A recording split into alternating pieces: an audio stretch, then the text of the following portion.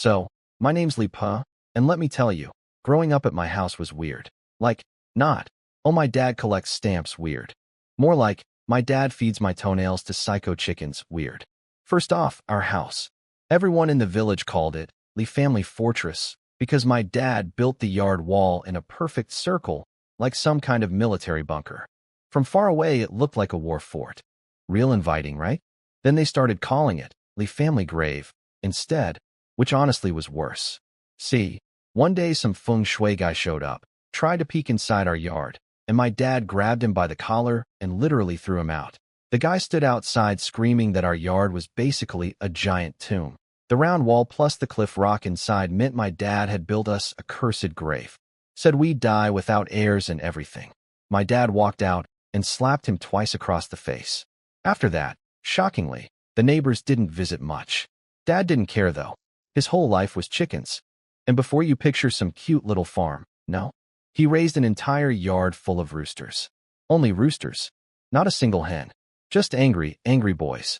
People say a rooster older than 5 years is basically poison because they eat so many bugs the toxins soak into the meat. My dad's roosters? Who knows how old they were? He kept them locked in cages and bought extra bugs to feed them. I watched him dump buckets of giant centipedes into the cages like he was pouring cereal.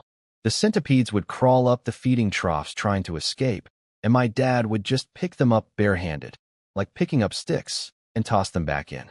Meanwhile, I'm standing there with my skin crawling off my body. Those chickens were absolutely unhinged.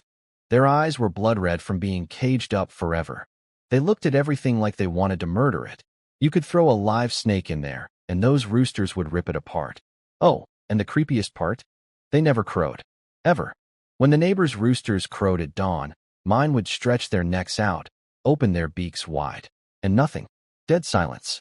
Some of them rubbed the feathers clean off their necks, trying to push through the cage bars. After I saw that, I never went near the chicken coop again. Now here's where it gets personal. My dad never once cooked me chicken. Not once. Instead, he fed my hair and my fingernails to the chickens. I never got a haircut at a barber. Dad did it himself, wrapped every bit of cut hair in yellow paper, and marked it with red ink like it was some kind of sacred document. Fingernails? Same deal. If even one clipping went missing, he'd search for it for hours. Every 15th of the lunar month, he'd mix my hair and nails into the chicken feed. When I asked why, he said, "You were born in the year of the rooster. Your hair makes them grow faster." Sure, Dad. Totally normal explanation. But I'm not stupid. I spied on him and found out what he really did after feeding them. He'd grab a rooster and carry it to the back of our yard, where there was this deep green water pool sitting at the base of the cliff wall. That pool was nasty. The water was so green you couldn't see the bottom. Drop a rock in and bubbles would rise up like something down there was breathing. Dad never let me near it, never drank from it. Hauled all our water from the village instead. 2 or 3 times a month, he'd take a live rooster to that pool and throw it in. Here's the thing. Those chickens were practically feral, impossible to catch normally. But the second they got near that water, they just gave up, went totally limp. Like they knew what was coming and accepted it. What happened to them after they hit the water? No idea. Dad would stand at the edge and stare into the pool. Sometimes for a few minutes, sometimes for over an hour. Just staring. At what? I never found out. This went on for over 10 years. Raise chickens, stare at water. Raise chickens, stare at water. That was my dad's whole life. Then when I turned 15, things changed. He started throwing chickens in way more often. Stopped buying new chicks. He seemed almost excited, like he'd been waiting for something and it was finally close. But one day I came home from school and found him pacing the room like a caged animal, his face dark as a thunderstorm. He kept glancing at the computer screen with this look of pure hatred, like the monitor had personally insulted his mother. I snuck a look at the screen. It was a news article, blood moon to appear in 3 days. He had a dozen tabs open, checking if it was real or fake. He was spiraling, walking in circles, completely losing it, didn't even notice I'd walked in.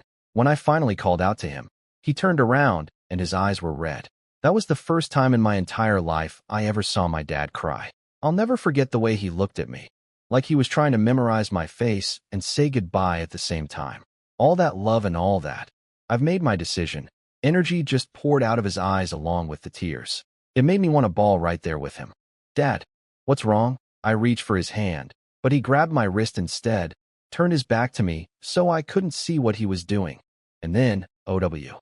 Sharp pain in my finger. I yanked my hand back and saw blood.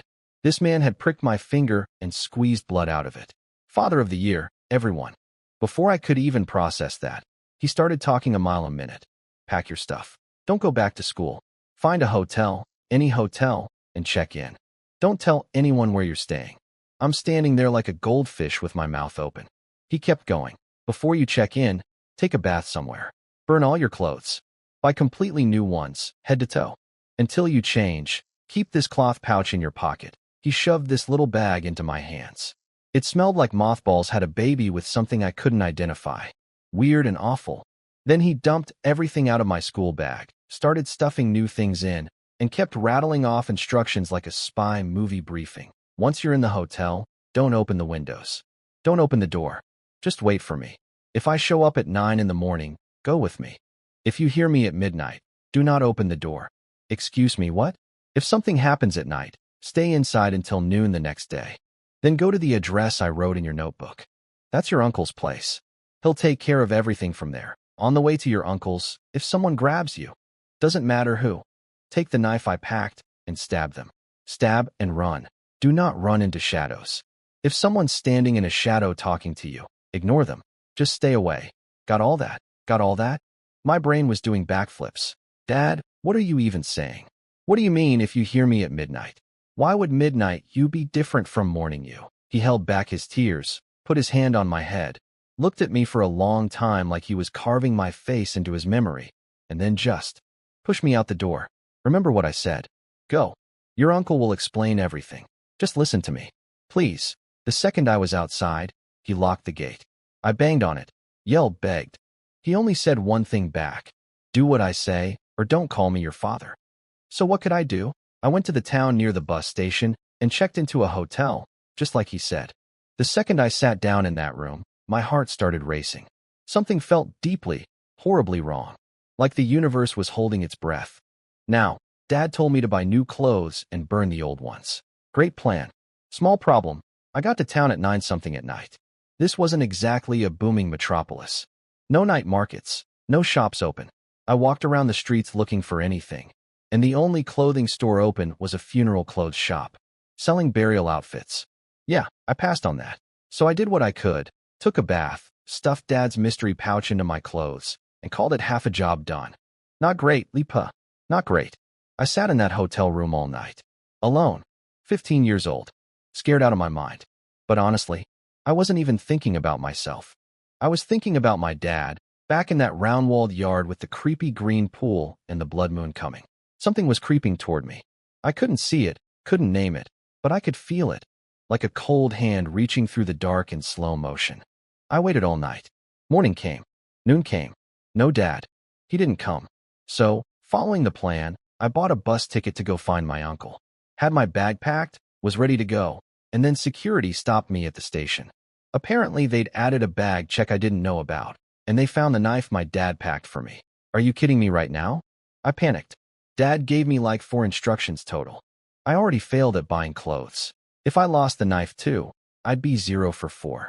I tried to grab it back. Brilliant move, Lipa. And the security guys dragged me straight into the station's security office. They were about to call the cops, but the station manager took one look at me and said, "He's just a kid. Relax.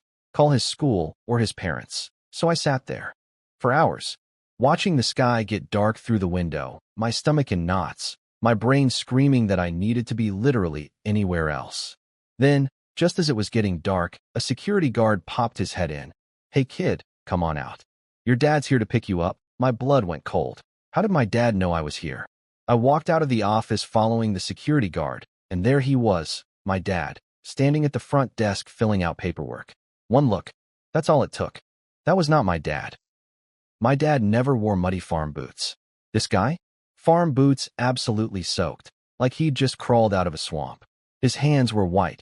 Not regular pale, but waterlogged corpse white. The kind of white that makes your stomach flip. He turned around and looked right at me. "Lipa, I'm here to take you away." Every hair on my body stood up. "See, Old folks always say, when someone comes to pick you up, they say, let's go home. The only ones who say, I'll take you away, are dead things coming to collect the living. That's not my dad. I started backing up fast. I'm not going with him.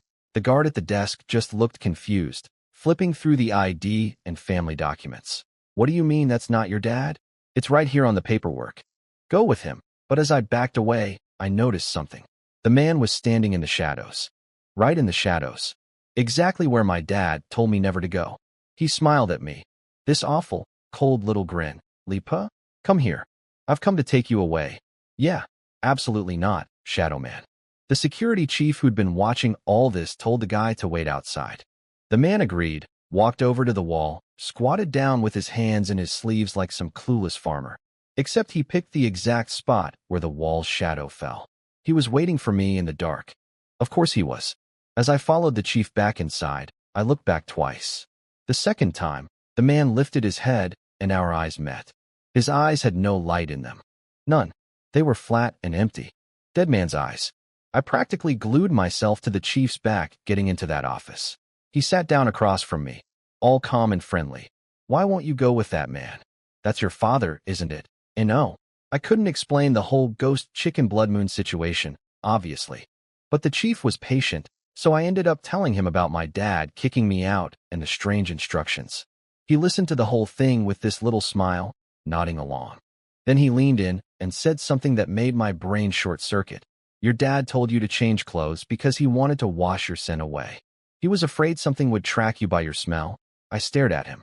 You didn't change clothes last night. Whatever's looking for you. It actually came last night. But you had that knife, so it didn't dare grab you directly.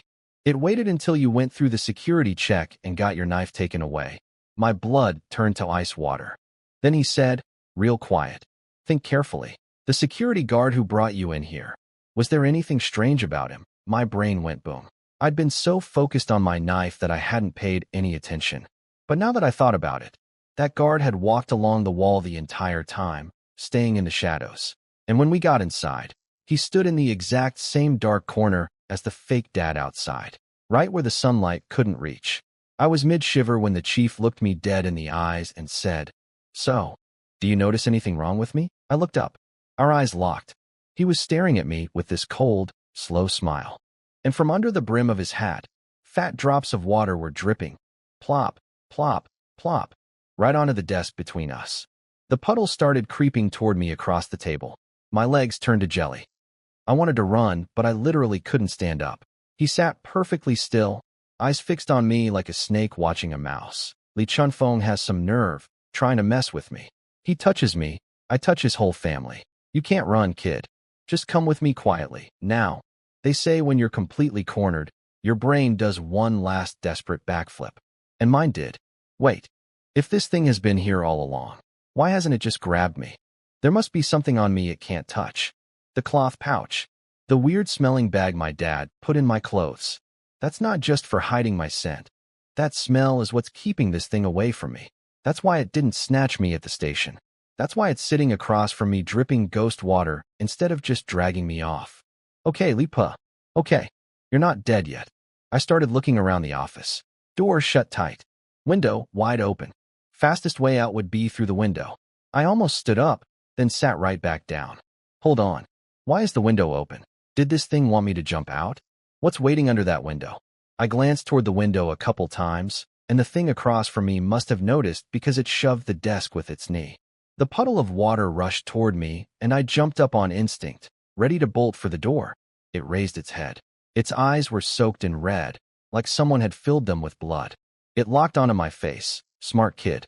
But you're not getting out. Then, from outside, I heard shouting. This man isn't breathing. Call an ambulance. Someone call an ambulance. Who is this guy? His name is Li Chunfeng. Li Chunfeng. That's my dad's name. I went absolutely insane. I started pounding on that door with everything I had, screaming.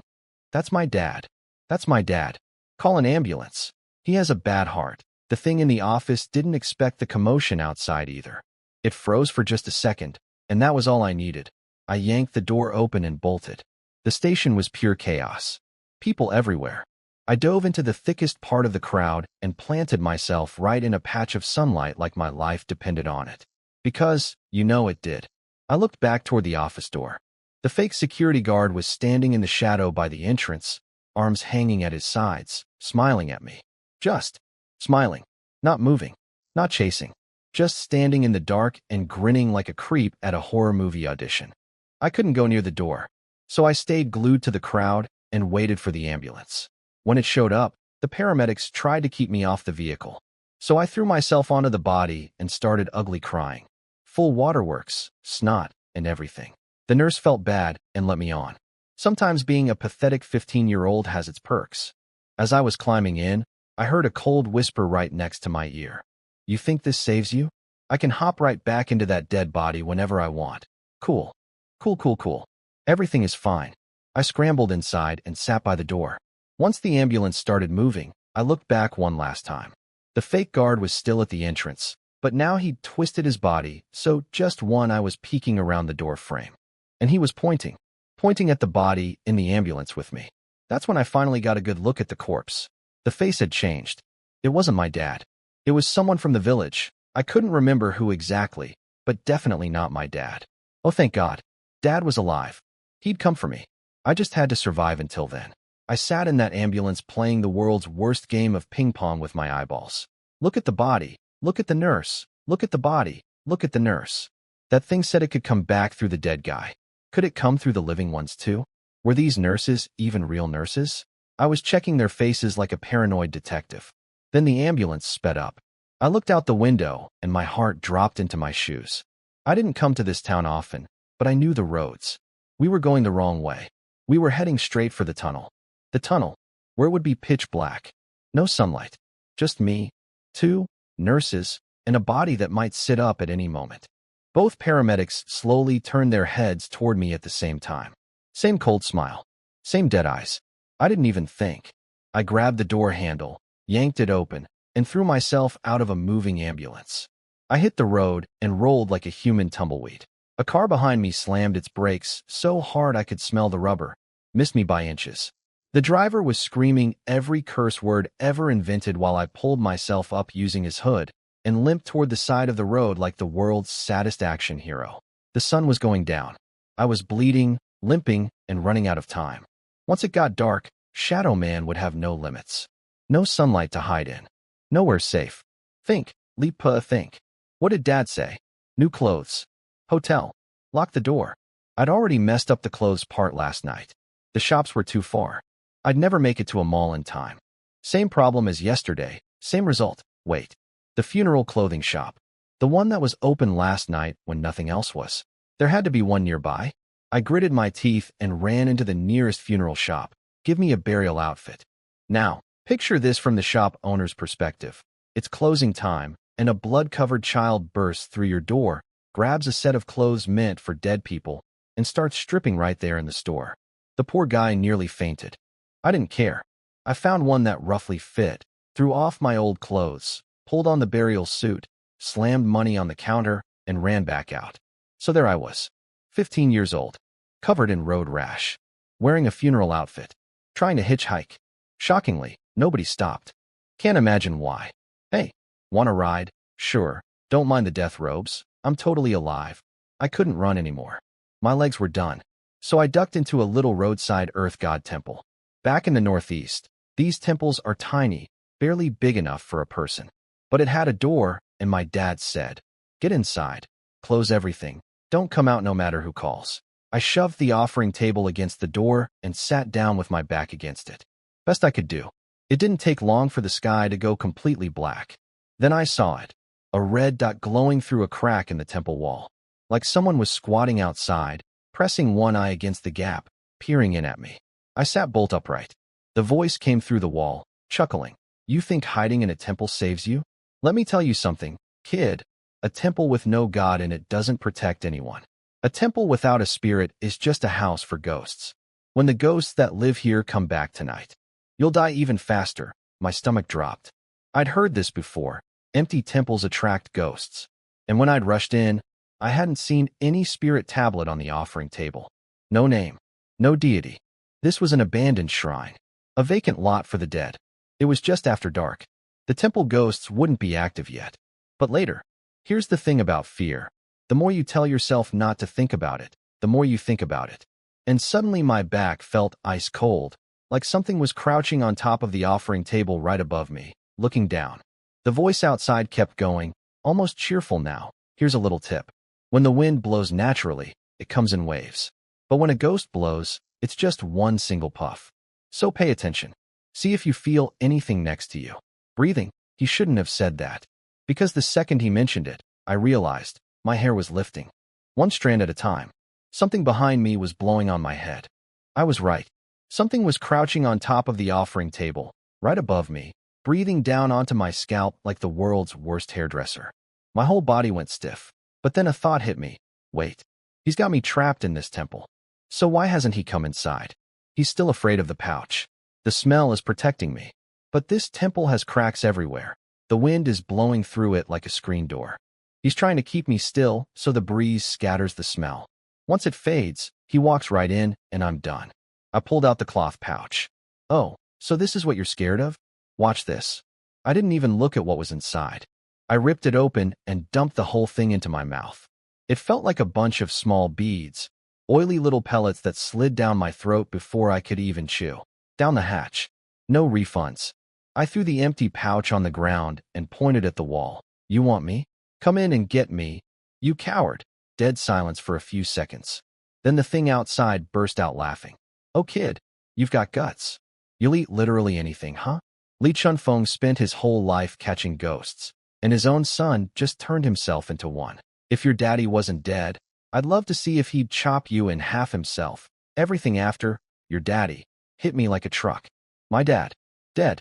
I almost blacked out right there. But the thing kept laughing. If you survive this, kid, come find me. From now on, it's either your family kills us or we kill your family.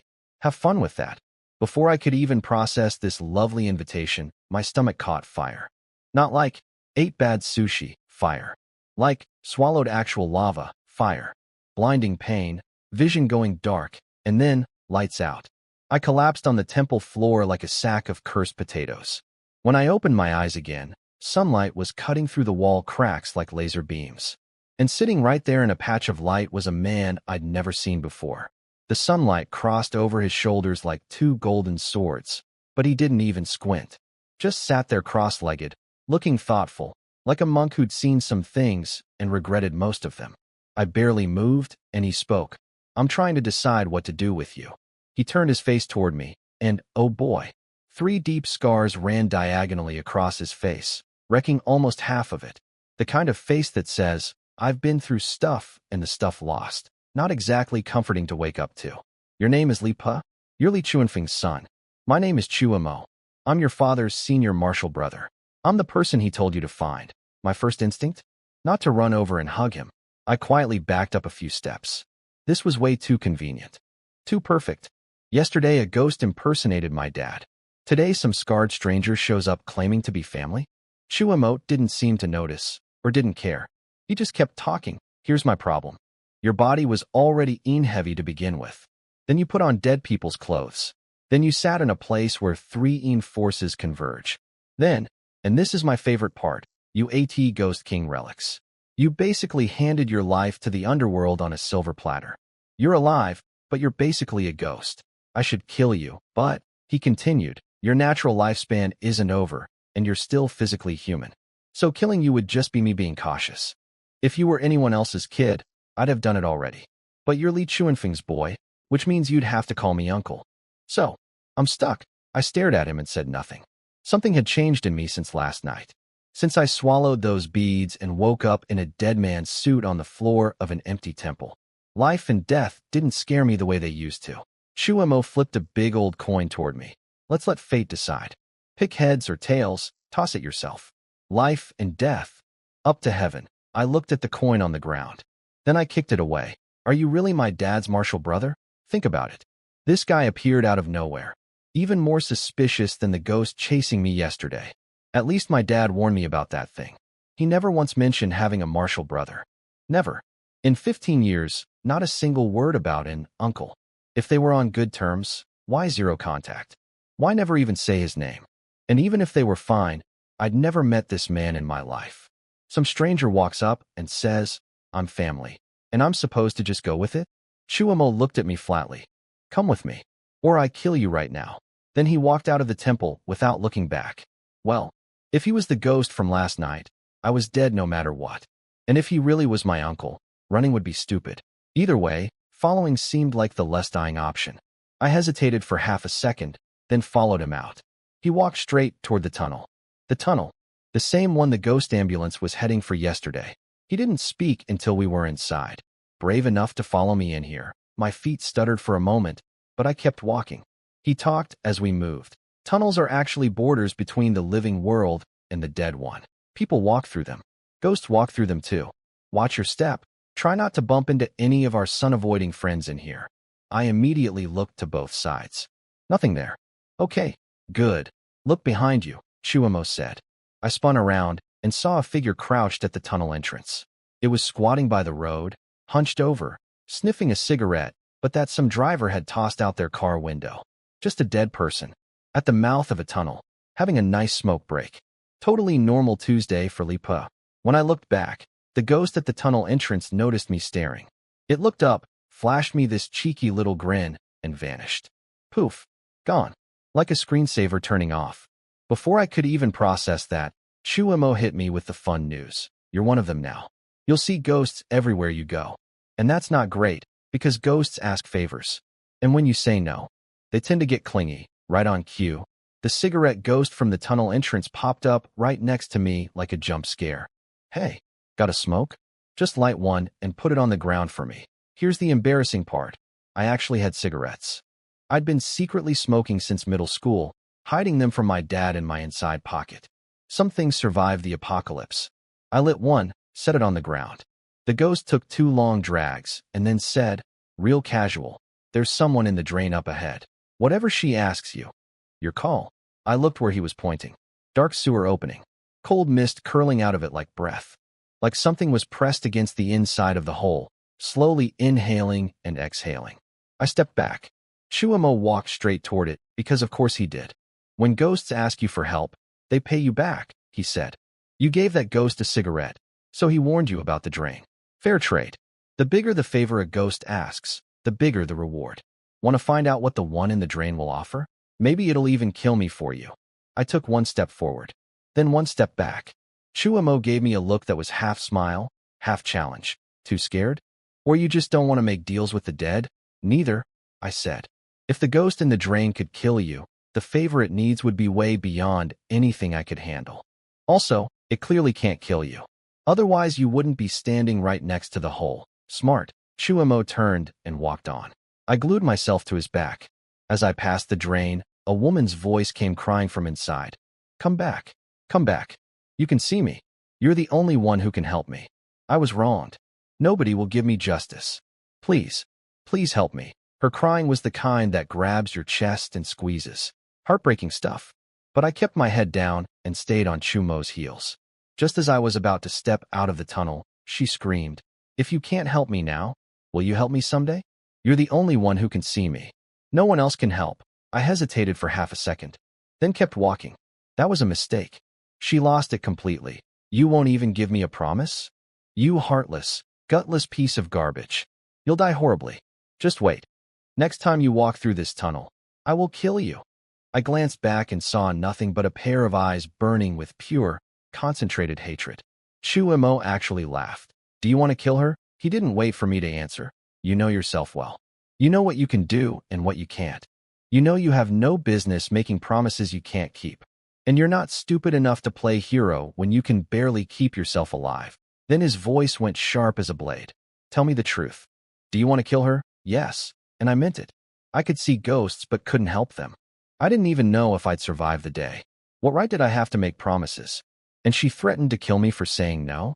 Yeah, that made me angry. That made me want to end her. Chuamo smirked and turned away. Follow me. If you fall more than 10 meters behind, I kill you. Then he took 1 step, and it covered 5 meters. 1 casual step, like he was stepping over a puddle, but the puddle was the length of a bus. 1 more step like that, and I'd be dead. The second he moved, terror hit me like electricity. It was like being a rabbit watching a snake open its mouth, every survival instinct screaming, but your legs won't move. Chumo smiled coldly and lifted his foot again. I ran. I don't know how, but I launched myself forward and locked onto his back like a heat-seeking missile. My brain was simple. Don't follow him, die now. Follow him, maybe die later. Later is better. He heard me keeping up and chuckled. Smart. Then he sped up. I sprinted behind him for what felt like forever, never letting the gap hit 10 meters. I didn't even have time to wonder how the heck I was running this fast. Yesterday, I could barely limp away from an ambulance. Today I was keeping pace with a man who covered 5 meters per step. Apparently, eating Ghost King candy does wonders for your cardio. He led me all the way back toward my village. Near the entrance, he stopped, reached over to a boulder on the side of the road, a rock taller than me, and just dug his fingers into it. Like it was wet clay. He scooped out a chunk and squeezed. The stone crumbled through his fingers like sand. Just casually destroying a boulder with his bare hand. No big deal. Totally normal uncle behavior. Then he said, calm as anything, we're almost at your house. You could try screaming for help. If someone comes to rescue you, you could use that chance to escape. You've got plenty of opportunities between here and your front door. Right. Scream for help in a village that already thinks my family is cursed, while standing next to a man who turns rocks into powder. Great odds, Lipa. Fantastic plan. Chumo grabbed my hand and dragged me toward home like I was a shopping bag. We'd barely stepped into the village when we ran smack into the village chief. He looked Chumo up and down. Lipa, got a visitor? Who's this? My mouth opened and closed a few times. What was I supposed to say? Oh, this is a man who crushes boulders with his fingers and just threatened to murder me. We're having a great time. He's my dad's old classmate. I picked him up from the city today. Oh, okay. The chief nodded and walked off. Easy as that. Look, I wanted to live. Desperately. But I couldn't scream for help knowing what would happen. These were my neighbors. They might not like my family much, but they wouldn't just stand there watching a kid get dragged away. They'd step in. And then Chumo would turn them into people-flavored sand. I wasn't going to buy my escape with their lives. I couldn't do that. Chumo walked me to the front gate and gave the door one light tap. One. I heard the door bolt snap like a twig, and the heavy iron door slowly swung open. When I saw my home, I almost cried. Dad wasn't there. Before, whenever the gate made any noise, he'd come out to meet me. Now the bolt was literally broken and nobody came. Where was he? Go find your father, Chumo said, like he was telling me to go grab milk from the fridge. I forgot about Chumo completely. I ran through the house like a maniac. Every room, every corner, inside, outside. Then I ran to the back, to the water pool. The pool was empty, completely dry, just a big pit breathing cold air. I slid down the sides and found a huge iron door built into the rock wall. Behind it was a tiny stone cave, maybe 10 square meters. And it was empty, totally empty, except for one thing. My dad's pendant. The one he wore around his neck every single day. The one he treated like a holy relic. The one he wouldn't even let me touch. It was just lying there on the cave floor. I walked circles around that cave and finally let myself cry. If that pendant was here and he wasn't, something terrible had happened to him. I was standing there lost when Chumo yelled from above. You planning to move into that hole? Get up here. I wiped my face and climbed out. Chumo hit me with the big reveal, casual as ever. I'm your enemy, but you're not strong enough to kill me. I'll give you 2 options. 1, follow me, learn my skills, and someday come back and kill me. 2, I kill you right now, and you can go have a family reunion with Li Chunfeng. Pick. I clench my teeth. I want to kill you. Good. He put his hands behind his back. But if you want revenge, you need to survive first. The thing that's been chasing you hasn't left. It'll be back within 3 days. Stay in this house for 3 days. If you're alive after that, then you can think about revenge. He took a few steps forward. Li Chunfeng left things in this house to save you. The people closest to you leave you the biggest chance of survival, but also the biggest mysteries. Whether you live depends on whether you're smart enough. In our world, stupid people don't get to survive. And then he left. Just walked away. My first instinct. Run. Obviously. Get out of this yard and sprint until my legs fall off. But my feet stopped before they even started. Chumo would never let me leave this yard. He was out there somewhere, watching, waiting. And even if I got past him, then what? Run to some random town and wait for the ghost to sniff me out? At least here, Dad left me something. Maybe. The thing is, I had no idea what secrets my dad kept in this house. And yeah, some people might think that's ridiculous. How do you live with someone for 15 years and not know their secrets? But think about it. Parents notice every tiny detail about their kids. Even the laziest parent picks up on changes. But kids? Kids barely notice what their parents do. We're oblivious. And I was the king of oblivious. So, Chuimo said the closest person leaves the biggest mystery. Time to solve it. I started rewinding through every memory of my dad's life. Every little thing that seemed off. Every question I'd never asked. First thing that popped into my head, the feng shui guy. He said our yard was a heaven and earth illuminate the moon formation. Wait, that's backwards. The moon shines and illuminates the earth, not the other way around. It should be, moon illuminates heaven and earth. My dad was precise about everything. If he built a feng shui formation, he wouldn't get the name backwards by accident, unless he built it backwards on purpose. I didn't know anything about feng shui back then, so the only thing I could do was look it up. I went to Dad's computer and opened it up, and right there on the desktop was a file named, For My Dear Per. My hands trembled as I clicked it open. Puh, if you're reading this letter, I'm probably already gone. There are things I never wanted to tell you. But if I don't, nobody will. I'm the only person in this world who knows your secret. You've always wondered why I named you, Li Puh, why I used the character for, spirit, that has the ghost radical in it. You've probably heard people say you should never give a child a name connected to ghosts because the Yin energy is too heavy for a normal person to bear. I can tell you now, you are not a normal person. Your fate is what they call a fierce destiny, something that appears once in 1,000 years. I didn't know what fierce destiny meant, so I kept reading Dad's letter. When you were born, my martial brother wanted to kill you immediately. He said your fate was so heavy with Yin energy that you'd eventually turn into some kind of monster and unleash chaos on the world. Killing you would be saving everyone else. I betrayed my entire sect to keep you alive. My martial brother. Forget it, never mind him. I brought you here to hide because of the corpse sealed under the Heaven's Monument Stone. I reversed the feng shui formation and fed your hair and nails to the roosters to transfer your cursed fate onto that corpse. It was the only way to change your destiny and let you live a normal, happy life. But heaven had other plans. The blood moon appeared without any warning. I'm a sorcerer, and I couldn't even predict it. That's my failure. Now I have to go fix my mistake. I told you to run because I wanted to give you a chance. That corpse, the Jiangshi, has been absorbing your essence for years. As long as you exist, it will find you. If you're reading this, it means my martial brother found you. He doesn't care whether you live or die. In fact, he'd rather kill you than deal with the Jiangshi. Be careful. If I've calculated correctly, my brother will leave you at home to use as bait, to lure the Jiangshi out so you and it destroy each other. Don't worry about the corpse. I've left you a way to escape inside the house. But I can't write it here, because while you're reading this message, someone is watching you. Find the escape yourself. Get away from my brother. Get away from the Jiangshi. Dad, the second I finished reading, a chill crawled up my spine. Someone was behind me. There shouldn't be anyone in my house. But the feeling was crystal clear. Someone was standing right behind my chair. I could practically feel their hand resting on the backrest. And there on the screen, Dad's words glowed like a neon warning sign. While you're reading this, someone is watching you. Thanks for the heads up, Dad. Really helpful timing. My hand crept sideways across the desk, grabbed the keyboard, and I swung it behind me with everything I had. The cable ripped clean in half. Keys exploded everywhere like popcorn. The keyboard smashed into the chair, and nothing. Nobody there. Empty air. I stood there panting, holding 2 pieces of destroyed keyboard, feeling like an idiot who'd just lost a fight with office equipment. Okay, focus. Dad said he left me an escape route. Where? He gave me 0 hints. Absolutely nothing.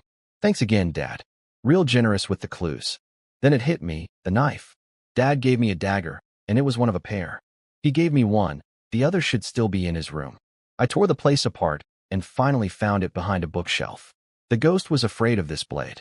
That's why I got my first one confiscated at the bus station. This was my only weapon now. Knife in hand, I started thinking about where Dad would hide an escape route. Somewhere not obvious, but easy for me to get to quickly. And then I remembered, my bedroom window. My room had this weird back window that opened to a gap barely half a meter wide between the house and the yard wall. Dad had bricked up both sides, so climbing out would put you in what was basically a dead-end alley. He kept the window covered with a New Year's poster, so anyone entering my room would just see a decoration on the wall, not a secret window. I'd only seen it twice in my life, both times when Dad changed the poster. I'd asked him once what it was for.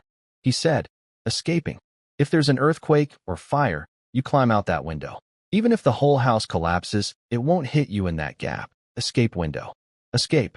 Dad, you beautiful paranoid genius. I sprinted to my room, ripped the poster off, and shoved the window open, and came face to face with my dad. He was standing right outside. His face was half covered in mud mixed with blood. His eyes were bulging red. He reached toward me. Don't make a sound. I'm taking you away. Give me your hand. I was brave for exactly 1 second. I reached out my left hand. He clamped down on my wrist and yanked me forward. My body lurched toward the window, and right as my knees hit the windowsill, I pulled the dagger with my right hand and buried it in his chest. All 7 inches. Up to the handle. He laughed. He laughed. Then he grabbed my right wrist too and started pulling with both hands. The knife didn't work. The one thing that was supposed to work didn't work. I was being dragged through a window by a thing wearing my father's face, and I had absolutely nothing left. I watched myself slide out over the windowsill, halfway gone, completely helpless, when suddenly something slammed down on my shoulder and thunder exploded next to my ear. Not like thunder in a storm, like thunder inside my skull. Everything went white. When my vision came back, the wall across from the window had a brand new decoration, a charred, human-shaped burn mark, like someone had been flash-fried into the brickwork. Chuamo was standing beside me.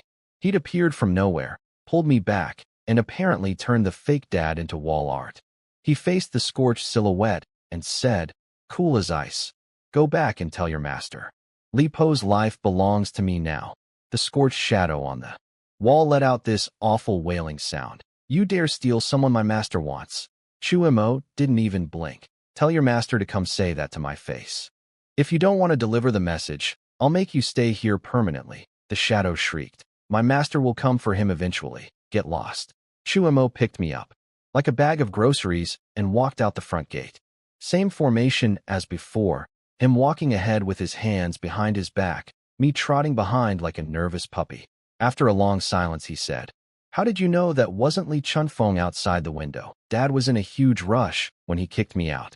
No way he had time to sit down and write a letter on the computer. That letter was written by the ghost. It wanted me to run from you, because once I left your sight, I'd be dead meat. Chumo's voice dropped. I never showed myself. How did you know I'd come after you? I didn't, I said honestly.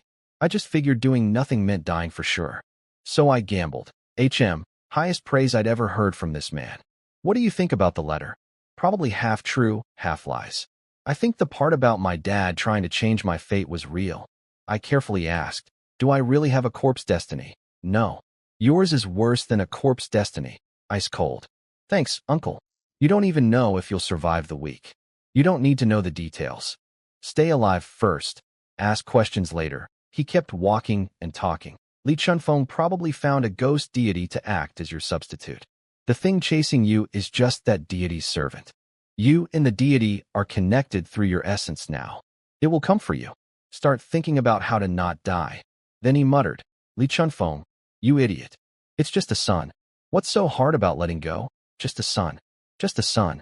Father of the year, meet uncle of the century. After that he shut up completely. He led me deep into the mountains and stopped in front of an old, overgrown grave. He slapped the tombstone 3 times. The grave cracked open. 2 paper-white hands reached up through the dirt like someone pushing off a blanket, and a figure sat up out of the earth. A paper person. Like, literally made of paper. I stumbled backward before my brain caught up. The thing had a flat paper face with drawn-on features. Painted nose, painted mouth, painted eyebrows. But the eyes. Oh God, the eyes. Those were real. Actual human eyeballs, plucked from a living person and pressed into a paper face. They glistened. They moved. They looked at me. Give him your clothes, Chuamo said. Like a complete moron, I did it. I took off my clothes and tossed them to the paper man. He put them on and then, I swear, winked at me. Chuamo laughed coldly. You really are stupid. You know I want to kill you, and you still do everything I say. Great. Awesome. Self-esteem through the roof right now. Now that the paper man is wearing your clothes, he's got your human scent. No matter where you run, he'll find you. Don't bother running. If you want to live, you have to kill him. There are 9 ghosts sealed inside this paper man. 9 criminals from 9 different eras. Every single one of them was vicious, cunning, and absolutely ruthless. You have to kill him 9 times to destroy him. Kill him 9 times, and he's done. Miss even once, and you die 9 times. 9. Not once. Not twice. 9. And if you can't kill him 9 times, he kills you 9 times. Don't worry, though. He won't chop you to pieces. As long as your head stays attached to your body, I can bring you back to life. He won't stop until he's killed you 9 times. I won't let you die until then. Oh, wonderful. A guarantee that I'll be murdered exactly 9 times. How thoughtful. But I'm a fair person, Chuemo said. And honestly, the word, fair, coming out of his mouth was the scariest thing I'd heard all week. I'll train you for 1 month first. After that, the paper man hunts you for 1 month. Survive, and I train you another month. Don't survive, and this grave becomes yours. He was not joking. Not even a little. My first fight with the paper man. He buried me alive. Literally shoveled dirt on top of me in that grave. I was choking, losing consciousness, seeing stars, when Chuemo finally dragged me out by the ankle like pulling a carrot from the ground. His feedback: if you can't beat him with strength, trick him. Fighting with muscle when you have none is what idiots do. I spent an entire month planning my next move. Round 2. I actually managed to lure the paper man into a trap. Brilliant, right? Wrong. The trap didn't hold him. He broke free, chased me up a mountain, and shoved me off a cliff. I coughed up blood on impact. Chuemo walked down the mountain and carried me back up on his back. That was the nicest thing he'd ever done for me, and I was too busy spitting blood to appreciate it. It took 3 months to recover from that fall. 3 months. Chuemo's wisdom for round 2. If you believe everything people tell you, you'll get played to death. Trying to outsmart someone is fine, but you need to actually measure their strength first.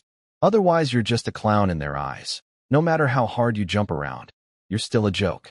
Think harder. You've got 7 lives left. 7 lives. Like a cat. Except cats get 9, and apparently I'm worse than a cat. During those 3 months of healing, the paper man visited me almost every day. To mock me. He'd squat next to my bed and laugh at how pathetic I was. At first I screamed insults back at him, but after a while, I started actually talking to him. And that's when I learned something interesting. The 9 ghosts inside the paper man were bandits and criminals from 9 different time periods in history. Every single one of them was a master of deception, violence, and dirty tricks. They'd been outsmarting people for centuries. All my clever little schemes? To them, my tricks weren't even as good as a child's lies. Strength didn't work. Brains didn't work. So I tried something new. I started actually talking to the 9 ghosts like they were people. Turns out, every single one of those ancient bandits had a story. A real, human story. Nobody had ever bothered to listen before. So I did. I spent a whole month becoming their friend. We talked. We laughed. We bonded. It was beautiful. Then round 3 came, and they threw me in a river without a second thought. Chuemo fished me out and laughed in my face. Thought being friends meant they wouldn't kill you? Friendships come in many flavors, kid. The second you threaten someone's interests, your best friend will stab you in the back. That's just Tuesday. Think harder. So I thought harder. And I realized something. Those 9 bandits had told me their names and their stories, but not one of them had revealed their special fighting techniques. They were being friendly, sure, but they were also keeping their cards hidden. They were playing me the whole time. Then I noticed something even juicier. The 9 ghosts didn't even like each other. Each one thought the other 8 were amateurs. Classic bandit ego. Light bulb moment. I started tricking each ghost into showing me their techniques, then used Boss 1's moves against Boss 2, Boss 3's tricks against Boss 4, and so on. Playing them against each other like a chess game where all the pieces hate each other. It actually started working. I survived their attacks again and again. Chuemo barely spoke to me outside of training. Sometimes he'd go days without saying a single unnecessary word. Real chatty guy. But slowly, I started to feel something weird. He wasn't my enemy. Not really. He was more like the strictest teacher you've ever had. The kind who never smiles, never gives compliments, but teaches you everything he knows without holding back. Then I caught him carving wooden figures during our training breaks. Super detailed ones. Every joint, every finger, perfect craftsmanship. I thought maybe he'd picked up a hobby. Nope.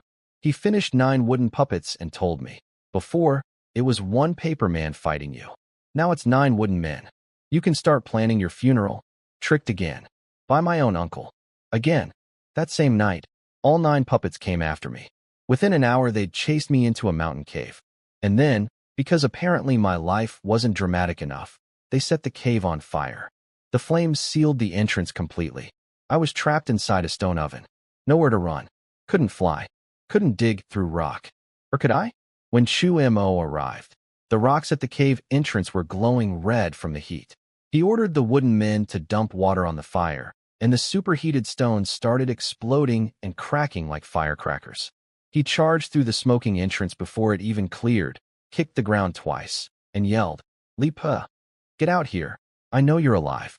You think hiding underground fools me." He yelled a few more times. No answer. He dropped to a crouch, jammed his arm into the dirt up to his elbow, grabbed my collar, and yanked me out of the ground like a turnip. He reached down to check if I was breathing, and, surprise, my eyes snapped open. I flipped a steel needle out from under my tongue and blew it straight at his throat with everything I had. Chu Mo snatched the needle out of the air between 2 fingers, but the tip nicked his forehead. 1 tiny dot of blood. I grinned up at him. "I win." His face darkened. "You didn't win. I'm still alive. The 9 ghosts are still alive. When you actually kill us, you can leave the mountain." He stood up and headed for the cave exit. I called after him. "Does this game even have a point?" Without turning around. "Killing is the most interesting game there is. Want to live? Kill us. Otherwise, we kill you." After that day, the gloves came completely off. Every attack got more vicious. Several times I genuinely almost died. But somehow, don't ask me how, I kept surviving. Like a cockroach in funeral clothes who just refused to quit. Then one day, while I was setting up my latest trap and waiting for Chu Mo to walk into it, the youngest ghost, Little 9, appeared in front of me in his spirit form. First time I'd ever seen his real face. He stood at the edge of my trap and said, "We're going on a trip with Master Chu. You get a couple days off." My first thought, this is another trick. But Little 9 turned and walked away without looking back. Then he stopped, ran back, and said, "Master Chu says if he's not back in 3 months, go down the mountain on your own." He paused, then added quietly, "Li Pe? Don't hate him. If he didn't push you like this, you'd never become a top fighter in such a short time. He makes you hate him on purpose. He wants people to hate him. Master Chu, he's actually. Forget it, it's not my place to say. Just know that he's a good man. He just only wants people to see the bad." Was this another con? Another layer of the game? I braced for the trick. But Chu Mo really did leave. Days passed. Weeks. No attacks. No training. No sarcasm. Just silence and an empty mountain. And I started to worry about him. Just like I used to worry about my dad. I waited 2 whole months before he finally came back. He was alone. The 9 ghosts were gone. Vanished. And Chu Mo was hurt, badly. I could see it the second he appeared. I rushed to his side. But before I could say anything, he spoke first. "I'm seriously wounded. You'd better try to kill me before I heal. After that, you won't get another chance." Even from far away, I could smell the blood on him. He reeked of it.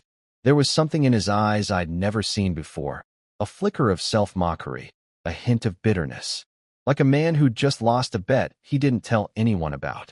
But he didn't give me a chance to say a word. He walked straight into his room. I heard the thud of a body hitting the floor. That injury was real. No performance. No test. He also really didn't want me near him. He set up a killing formation right at his doorway. Basically a "do not disturb" sign made of death. Fine. I left medicine and food at his door every day. Like room service for a psychopath who'd spent 5 years trying to murder me into greatness. 3 days, he ignored everything. Then he took the medicine. 2 more days, he finally ate the food. Progress. We kept this up for 2 weeks without a single word. Then one morning he walked out, went down the mountain alone, and came back carrying a bottle of wine and a few simple dishes. He set everything up, called me over, poured me a cup of wine, and said, "Drink this. After this cup, you and I are done." My brain stuttered. You. I realized I had no idea what to even call him. After 5 years. 5 years of training, fighting, nearly dying, and I still didn't know what he was to me. Finally, I just asked, Are you actually my uncle or not? Chuemo smiled. A real smile. Maybe the first genuine one I'd ever seen from him. Don't get hung up on that. Whether I am or not doesn't matter anymore. Just call me Chuemo. That's fine. That day, he talked more than he had in the entire 5 years combined. Truth is, when I first found you, I really was going to kill you. But after testing you on the walk home, I changed my mind. You had potential.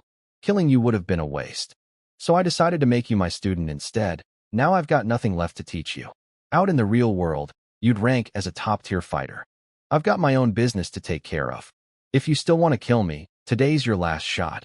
I held my wine cup. Where's my dad? I'd always felt Chuemo knew something about that. He smiled. You'll have to find him yourself. Whether you meet him again depends on fate and your own skills. I couldn't help grinning. He was basically telling me my dad was alive. And we weren't enemies. We never were. Chuemo poured himself another cup. 5 years ago, I let you flip a coin for your life. Now I need you to make another choice. His voice went serious. Help the living or help the dead? I frowned. He continued. Students from our lineage can go 2 ways. One path, you help people destroy ghosts. The other, you help ghosts destroy people. Your call. I tested the waters. Which one did you pick? Both. He actually laughed. Help people, help ghosts. Depends on my mood. Business is business. Money's money. Who cares whose pocket it comes from? Freelance supernatural mercenary. Got it. Very ethical. Then he got serious again. But you have to choose. You ate Ghost King relics. You basically shoved yourself halfway into the underworld with your own hands. So you need to decide, are you closer to the living or the dead? You need to pick your path. I thought about it for a moment. Let fate decide. Chuemo looked at me with this half-amused, half-exasperated expression. 5 years ago, when I told you to flip a coin for your life, you kicked it away. Now that you're strong, suddenly you want fate to decide? What happened to all that attitude? I laughed, pulled out a big old coin, balanced it on my fingertip, and flicked it into the air.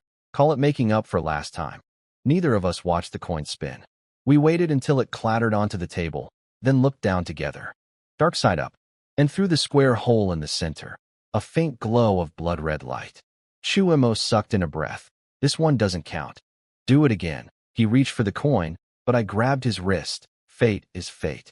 No do-overs. He stared at me for a long time, then sighed. Your father spent his whole life trying to change your destiny. And here you are, pushing yourself right back onto the path he tried to pull you away from. Last time, heaven wouldn't let him change it. This time, you won't let yourself change it. That coin didn't just point to the Een path. It came with blood.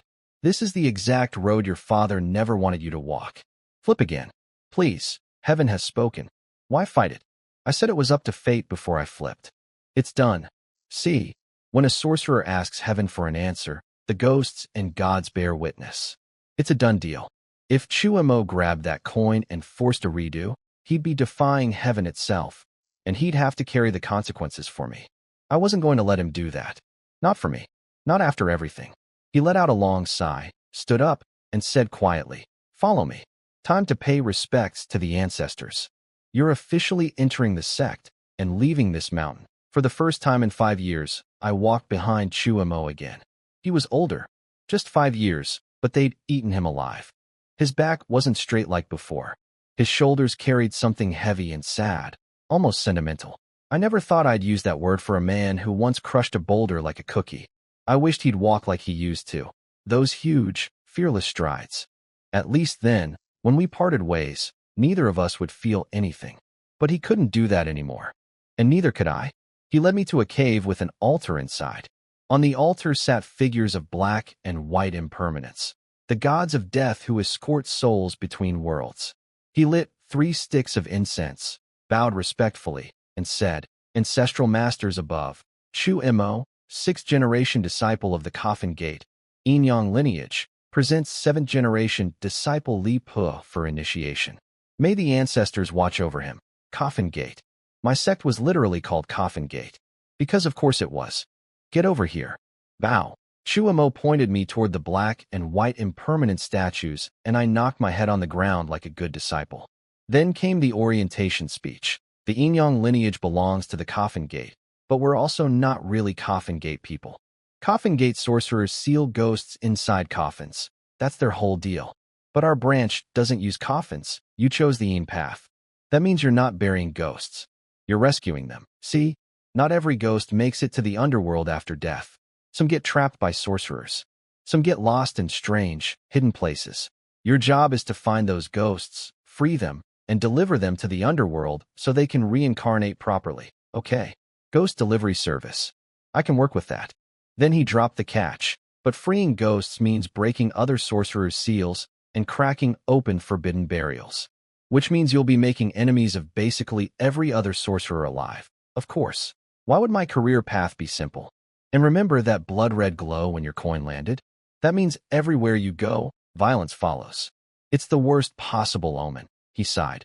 Maybe I should have chosen for you. I smiled. If you chose for me, would it still be my life? You little bastard. First time he ever swore at me. Felt like a graduation present. After calling me a bastard, he pulled a chest from under the altar and took out 2 thumb-thick chains. These are soul-chasing chains. Not as powerful as the ancestral master's divine weapons, but they'll still make you the scariest thing in any room. Take care of them. Next, he pulled out 2 curved blades, each over a foot long, one black and one white. And here's the fun part. The handles were shaped like skeletal hands, like actual human finger bones gripping the base of each blade. Casual. These are called Daylight and Midnight. They're your weapons now, forged from the hand bones of a ghost deity. They're the sacred treasures of our lineage. Treat them well. Ghost bone knives named after times of day. Added to my collection alongside funeral outfit and ghost king stomach pills. My inventory was getting really fun. Finally, he placed a bowl-shaped thing in front of the ancestor statues. This is how the ancestral master sends you assignments. Every 1st and 15th of the lunar month, burn a talisman paper inside this bowl. A ghost messenger will come with your mission. Just follow the instructions and bring back the souls. Got it. I paused. If the ancestral master is so powerful, with ghost soldiers and death messengers at his command, why doesn't he go fetch the souls himself? Chu Mo shrugged.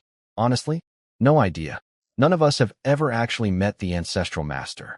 Also, the Yin god lineage has only ever had 2 inheritors. You're the second. Nobody else picks the Yin god path because only someone who's both human and ghost can walk it. When you're not using Yin energy, you're human. When you activate it, you're a ghost. You're literally the perfect candidate. He paused. I just wish you weren't. But what's decided is decided. I asked one more thing. Can I kill ghosts too? He was quiet for a moment. Do what you feel is right. The world has plenty of rules, but more people break them than follow them. People who color inside the lines don't belong in our world. Follow your heart. Then without letting me respond, I'm leaving soon.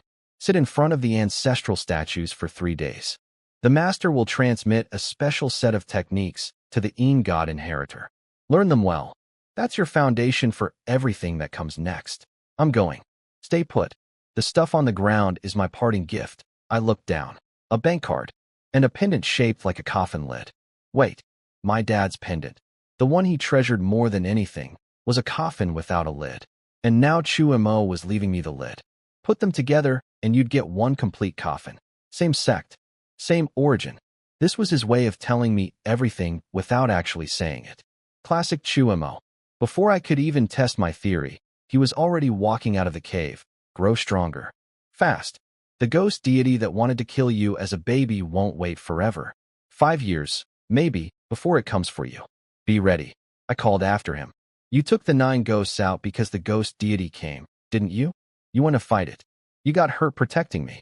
Your injuries. That was you buying me 5 years. He didn't know where my dad was, which meant he couldn't find the deity on his own. The deity must have tracked my scent and come to the mountain. Chu Mo took the 9 ghosts and went down to intercept it. He'd taken the hit, so I could have time. He just smiled and kept walking. I bowed deep to his back. Master. Take care of yourself out there. His body shook. Just slightly, just for a second. Then his spine straightened, his shoulders squared, and he walked away laughing into the wind. Tall and strong. Like the man I first met 5 years ago. I knew he was doing it for me. So I wouldn't worry. So I wouldn't chase after him. So I'd focus on getting stronger instead of wondering where he'd gone. That's just who my master was. He never said what he meant directly. Always sideways. Always through actions, never words. 5 years ago, he walked 1,000 miles to save my life, and told me he was my enemy, because explaining himself was too much trouble.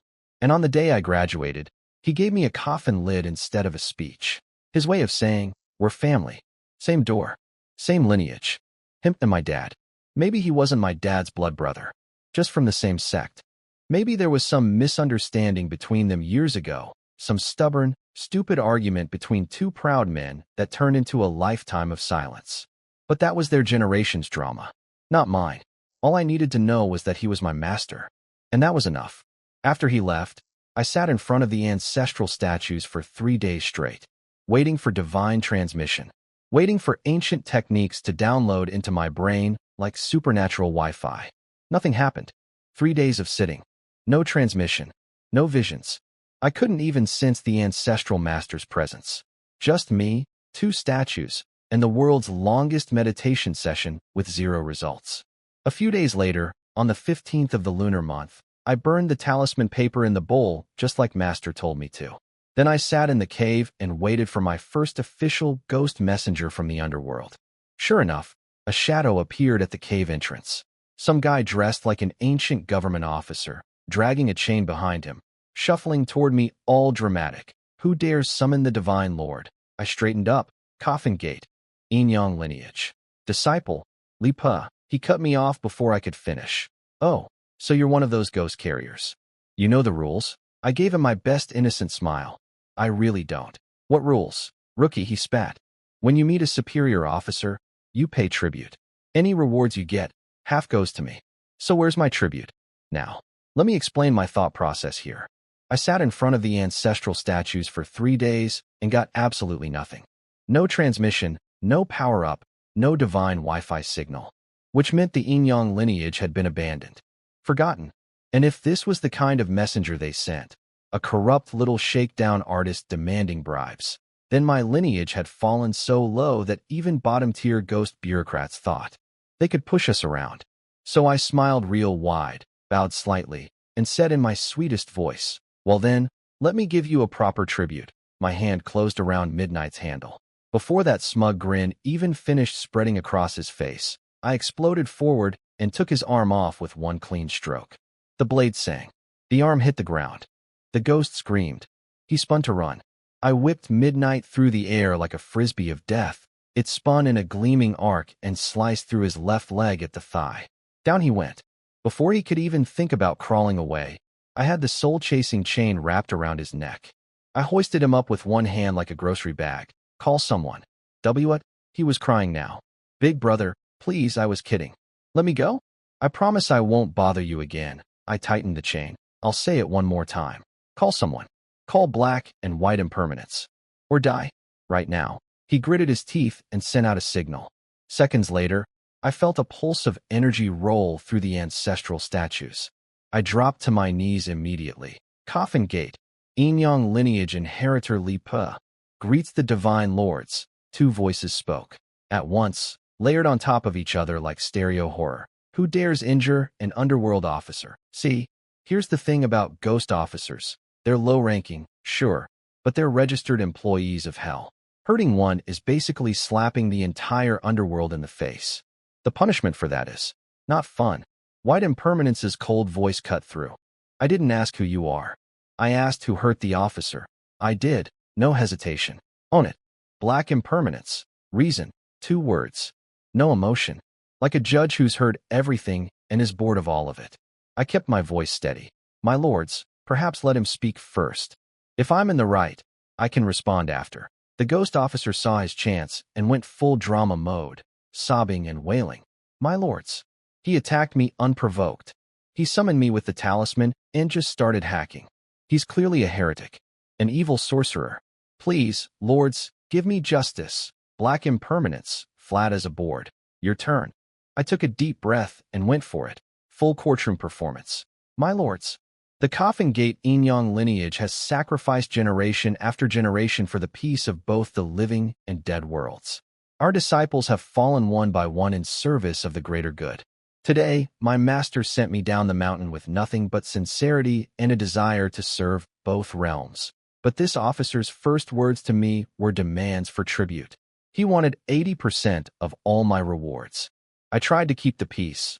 I truly did, but I have nothing to give.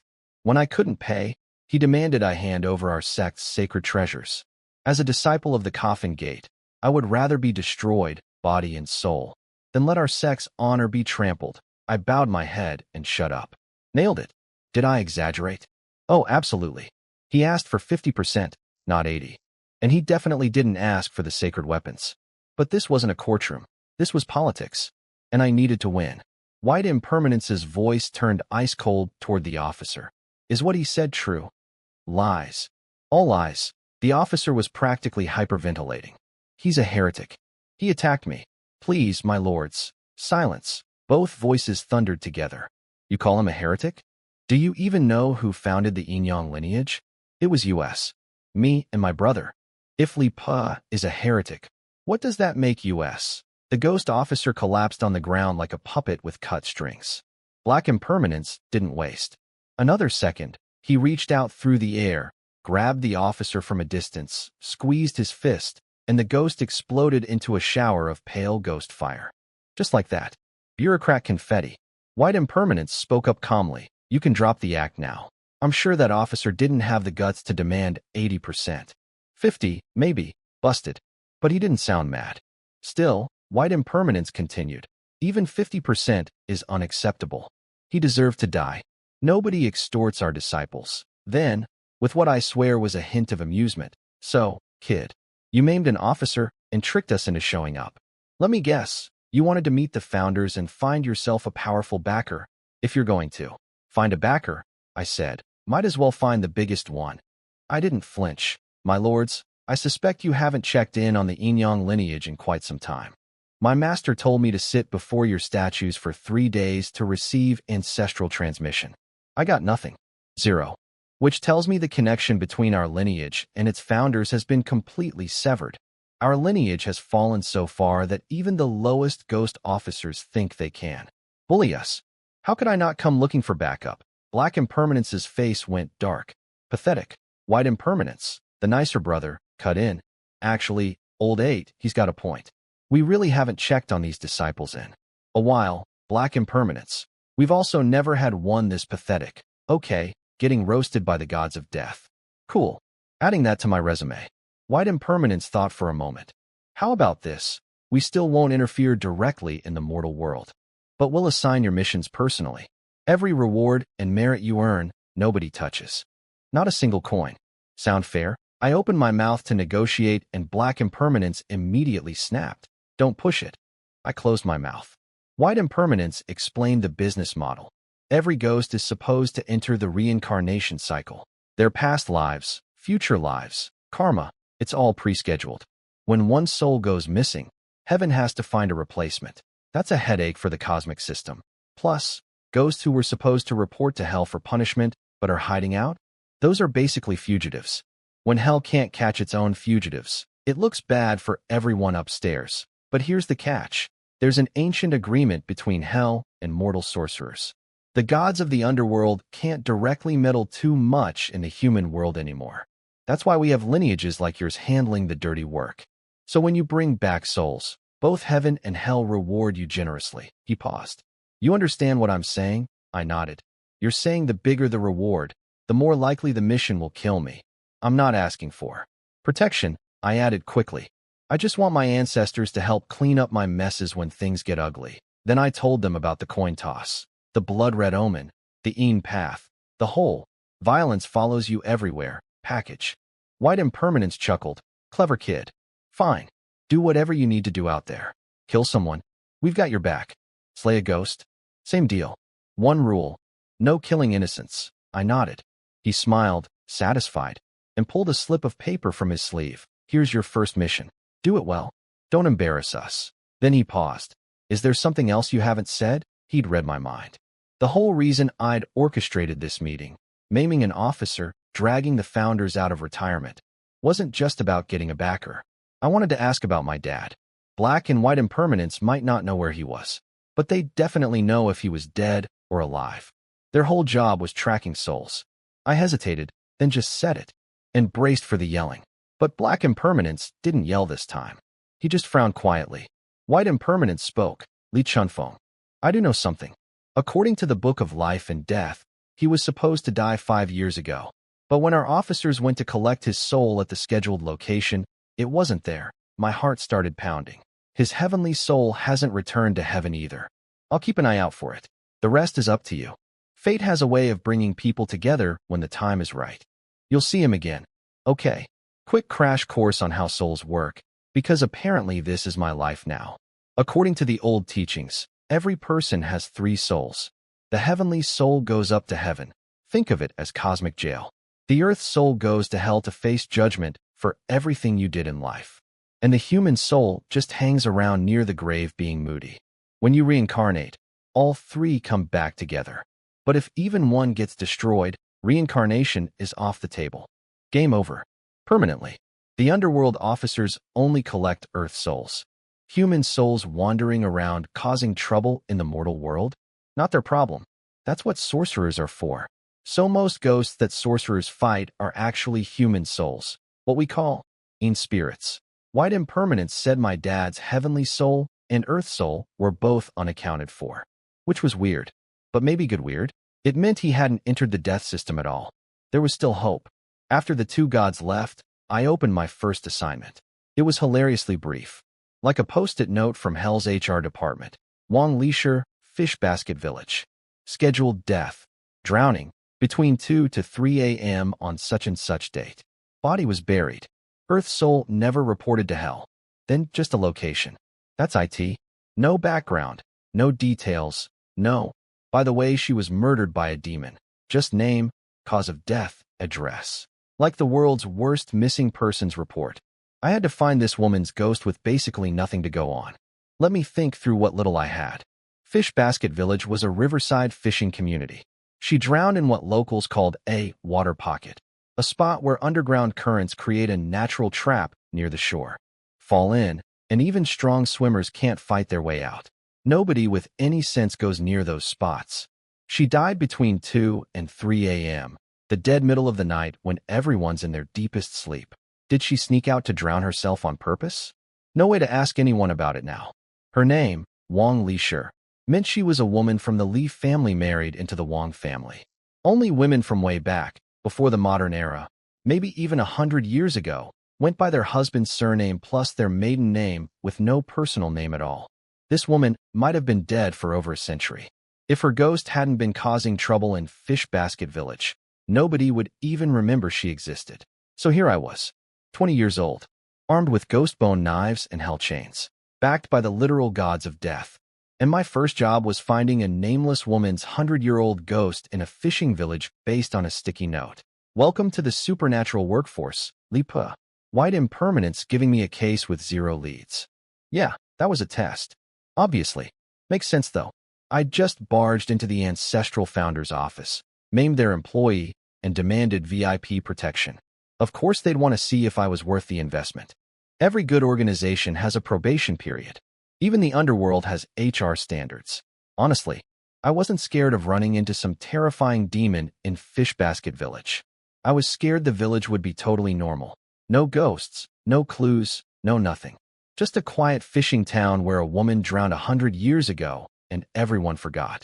That would be the real nightmare, failing my audition.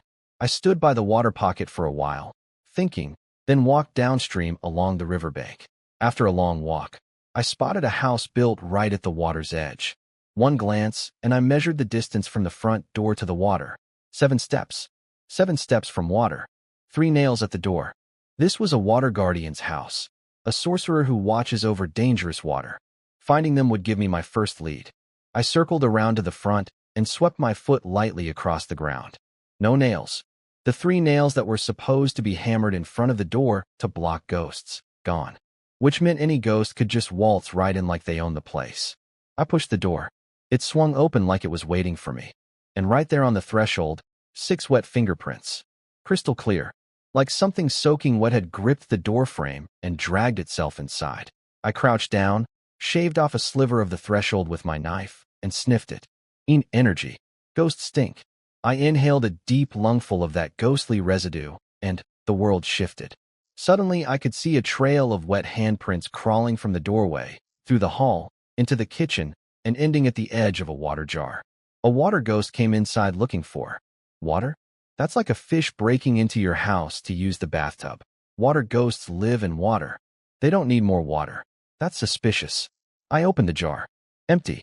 Just a tiny bit of evaporated moisture clinging to the sides. The house itself was weird too.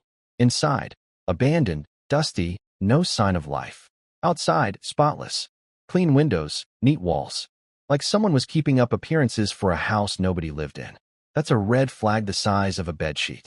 While I was poking around, a voice from outside made me jump.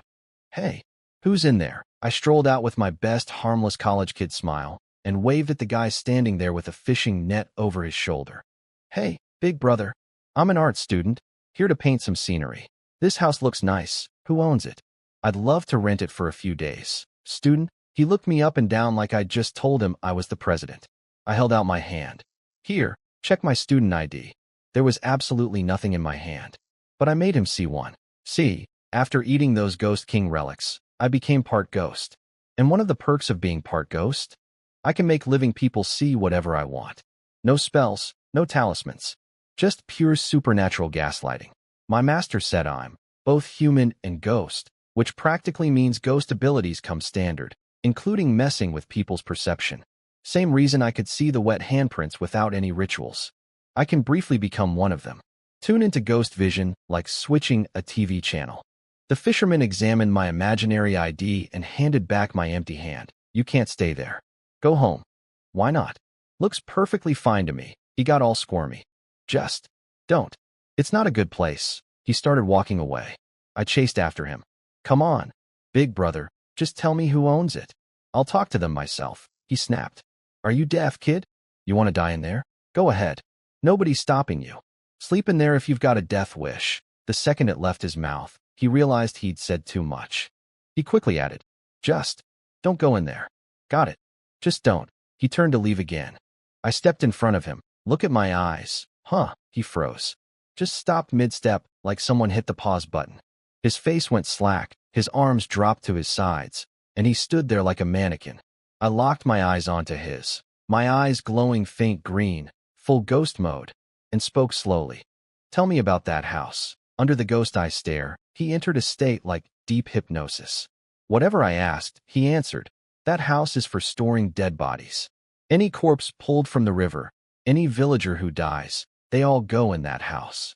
They lie there for 3 days before burial. River corpses being stored there made sense.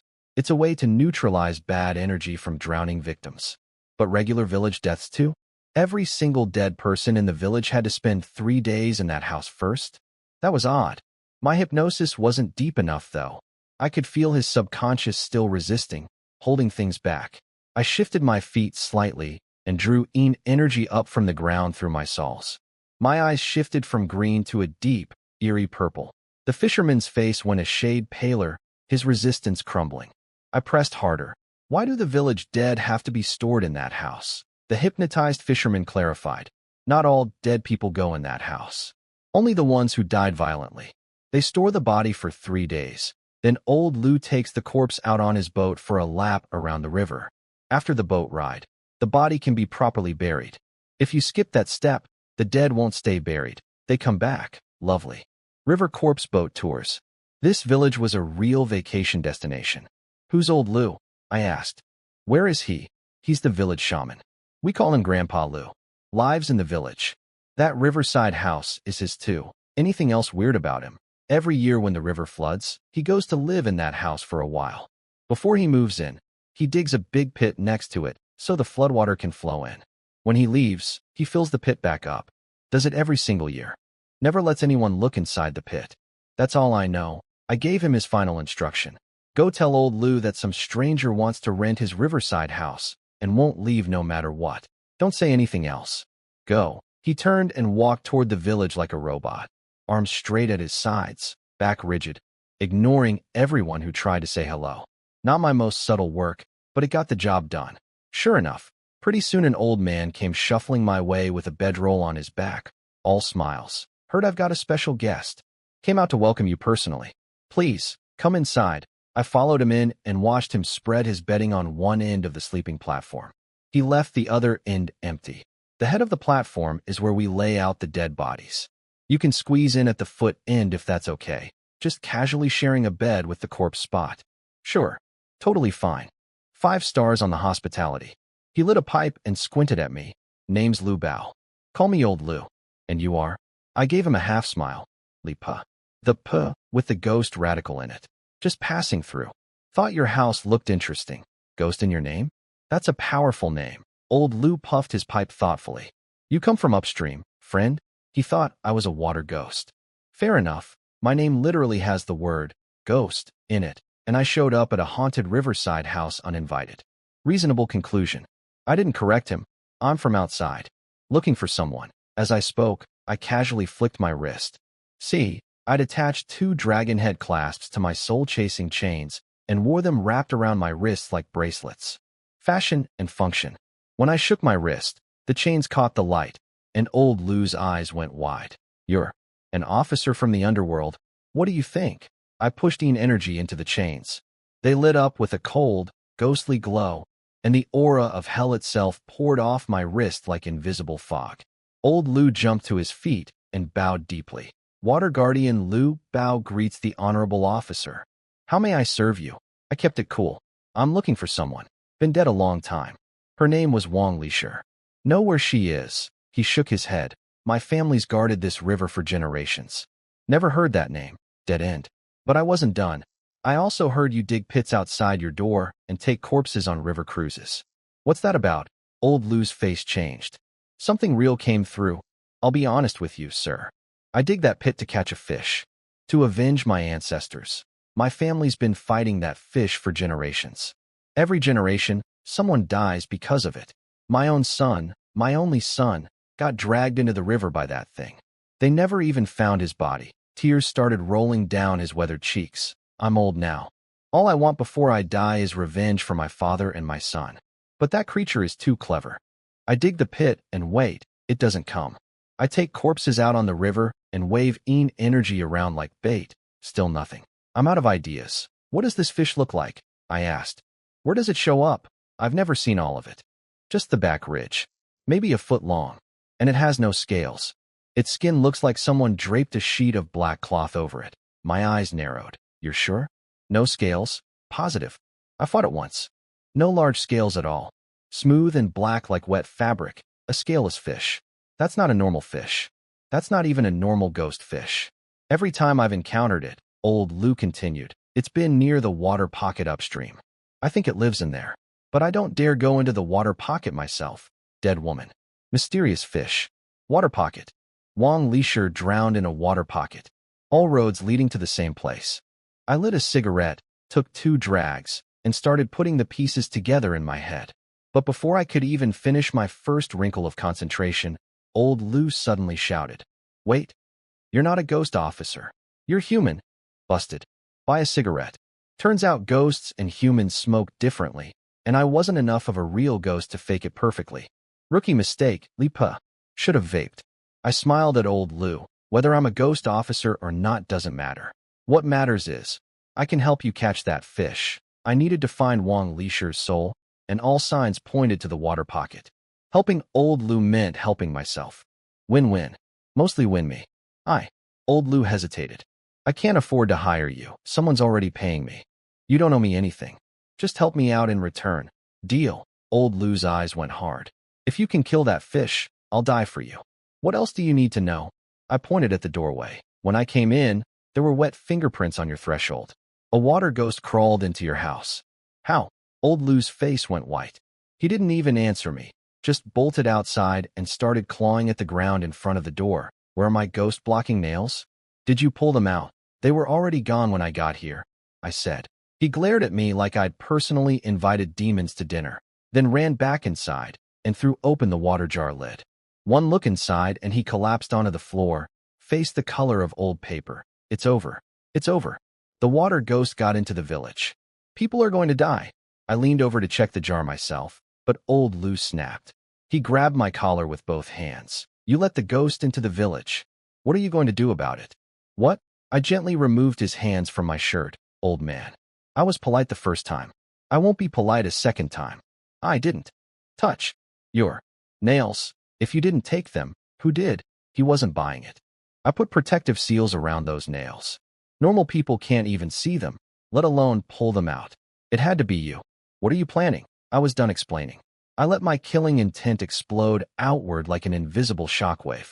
When my murderous aura goes full blast, even the 9 ghosts wouldn't dare touch my collar. Little 9 once told me, when your killing intent is out, grabbing your shirt is like tugging a tiger's whiskers. Old Lou hit the floor like his legs forgot how to work. W, what are you going to? I ignored him and looked into the water jar. The bottom was completely hollowed out. Something had dug a tunnel underneath it. Whatever crawled through that threshold was already gone, burrowed away through a passage under the jar. I pressed my ear to the opening. Faint sound of flowing water. There was an underground waterway down there, and it ran straight toward Fishbasket Village. I pulled a few wax-sealed balls from my backpack, dropped them into the tunnel, then hauled old Lou to his feet. Take me to the village. He clenched his jaw. No, you're bad news. I'm not bringing you anywhere near those people. He'd made up his mind. I was the villain. Fine. I wasn't going to beg. Suit yourself. Handle the village on your own. I've got other things to do. I walked out the door and headed upstream. Old Lou didn't even grab his bedroll.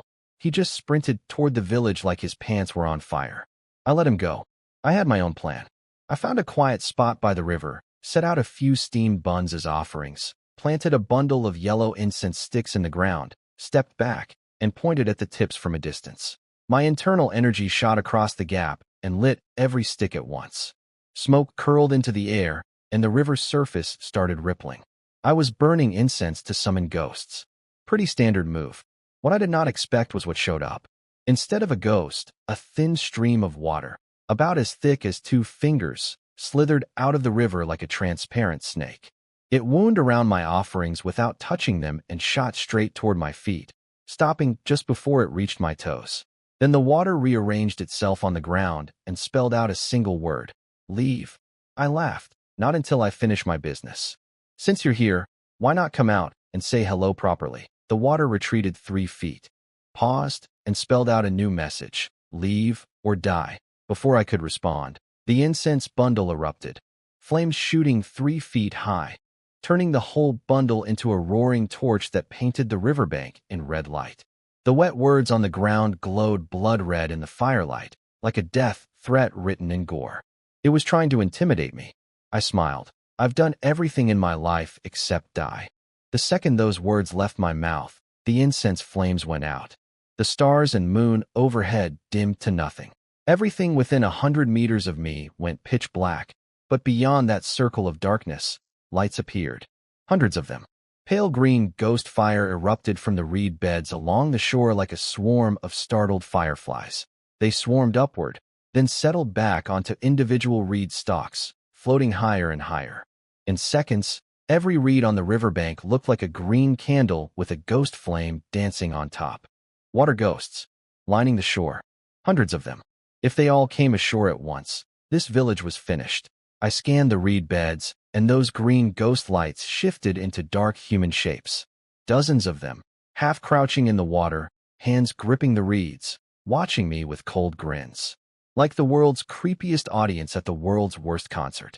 My eyes tracked down one of them to its feet, bloated, waterlogged, white as milk. The figure slowly stood up and started lifting 1 foot out of the water. The second its ankle broke the surface, my left hand whipped backward. The soul-chasing chain uncoiled from my wrist like a striking viper and shot behind me, punching half a foot into the dirt. I yanked upward, and a hidden figure came flying out of the ground like a human cork from a bottle. While that body was still midair, the water ghosts in front of me exploded forward. I didn't even turn my head, just pulled midnight from its sheath with my right hand. The curved blade screamed through the air along my shoulder line, skating up the chain and ripping into the sky. My other chain lashed out horizontally like a bullwhip. The sound of midnight tearing through a body and the crack of the chain shattering a ghost erupted simultaneously. Green sparks and burned reed fluff filled the air like the aftermath of a supernatural fireworks show. Both weapons fell from the sky, and I caught midnight mid-spin, blade pointed at the water, both chains hanging from my wrists and humming against the ground, vibrating like 2 angry snakes warning everything nearby to stay very, very still. When the reed fluff settled, my expression dropped. Something was wrong. Those weren't ghosts that charged me. They were talisman soldiers, paper constructs controlled by a sorcerer. Someone had buried combat talismans in the reed beds. That's why when I shattered them, there was no ghost fire, just exploding reeds. This was a trap. Was it old Lou? Before I could think further, the water beneath the reeds started rippling, layer after layer of waves exploding outward. I stepped back instinctively. My heel hadn't even touched down when the entire reed bed erupted in flames. A wall of fire taller than me surged along the riverbank like a living dragon, racing downstream and igniting everything in its path. Within seconds, 100 meters of shoreline was blazing, and half the sky turned red. No time to think about who started it. I clipped Midnight's handle to the chain with the dragon head clasp and hurled the whole thing into the heart of the fire like a guided missile. Midnight spun through the air, reversed itself, handle first, blade trailing, and dove into the inferno. Just before hitting the flames, the skeletal hand on the handle snapped open like a living claw and grabbed at the fire. The ghost-bone fingers generated a blast of wind that split the flames apart like curtains, letting the blade punch straight through into the deep reeds. I hauled the chain back. Midnight's ghost hand was clutching something. Before I could even see what it grabbed, I heard footsteps behind me. Lots of them. Old Lou, leading what looked like half the village, armed with shovels and pickaxes, looking absolutely murderous. He saw me standing by the burning river and nearly had a stroke. I knew it. I knew you were up to no good. Everyone, he started the fire. Get him. The villagers didn't need convincing. They charged at me with farming tools raised like medieval weapons. I sheathed my blade and ran. When I want to move, a mountain cat can't catch me, let alone a bunch of fishermen in rubber boots.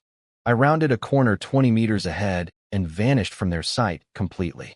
They had no idea I was standing less than 20 meters away, watching them search. See, when I absorb energy, I basically become a ghost with weight. These people didn't have spirit sight. I was invisible to every single one of them, standing right there, practically close enough to tap them on the shoulder. Ghost stealth mode activated. They gave up looking and headed back to the village. I strolled along behind them like the world's creepiest shadow. Two guys in front of me were whispering, "Weird night, huh?"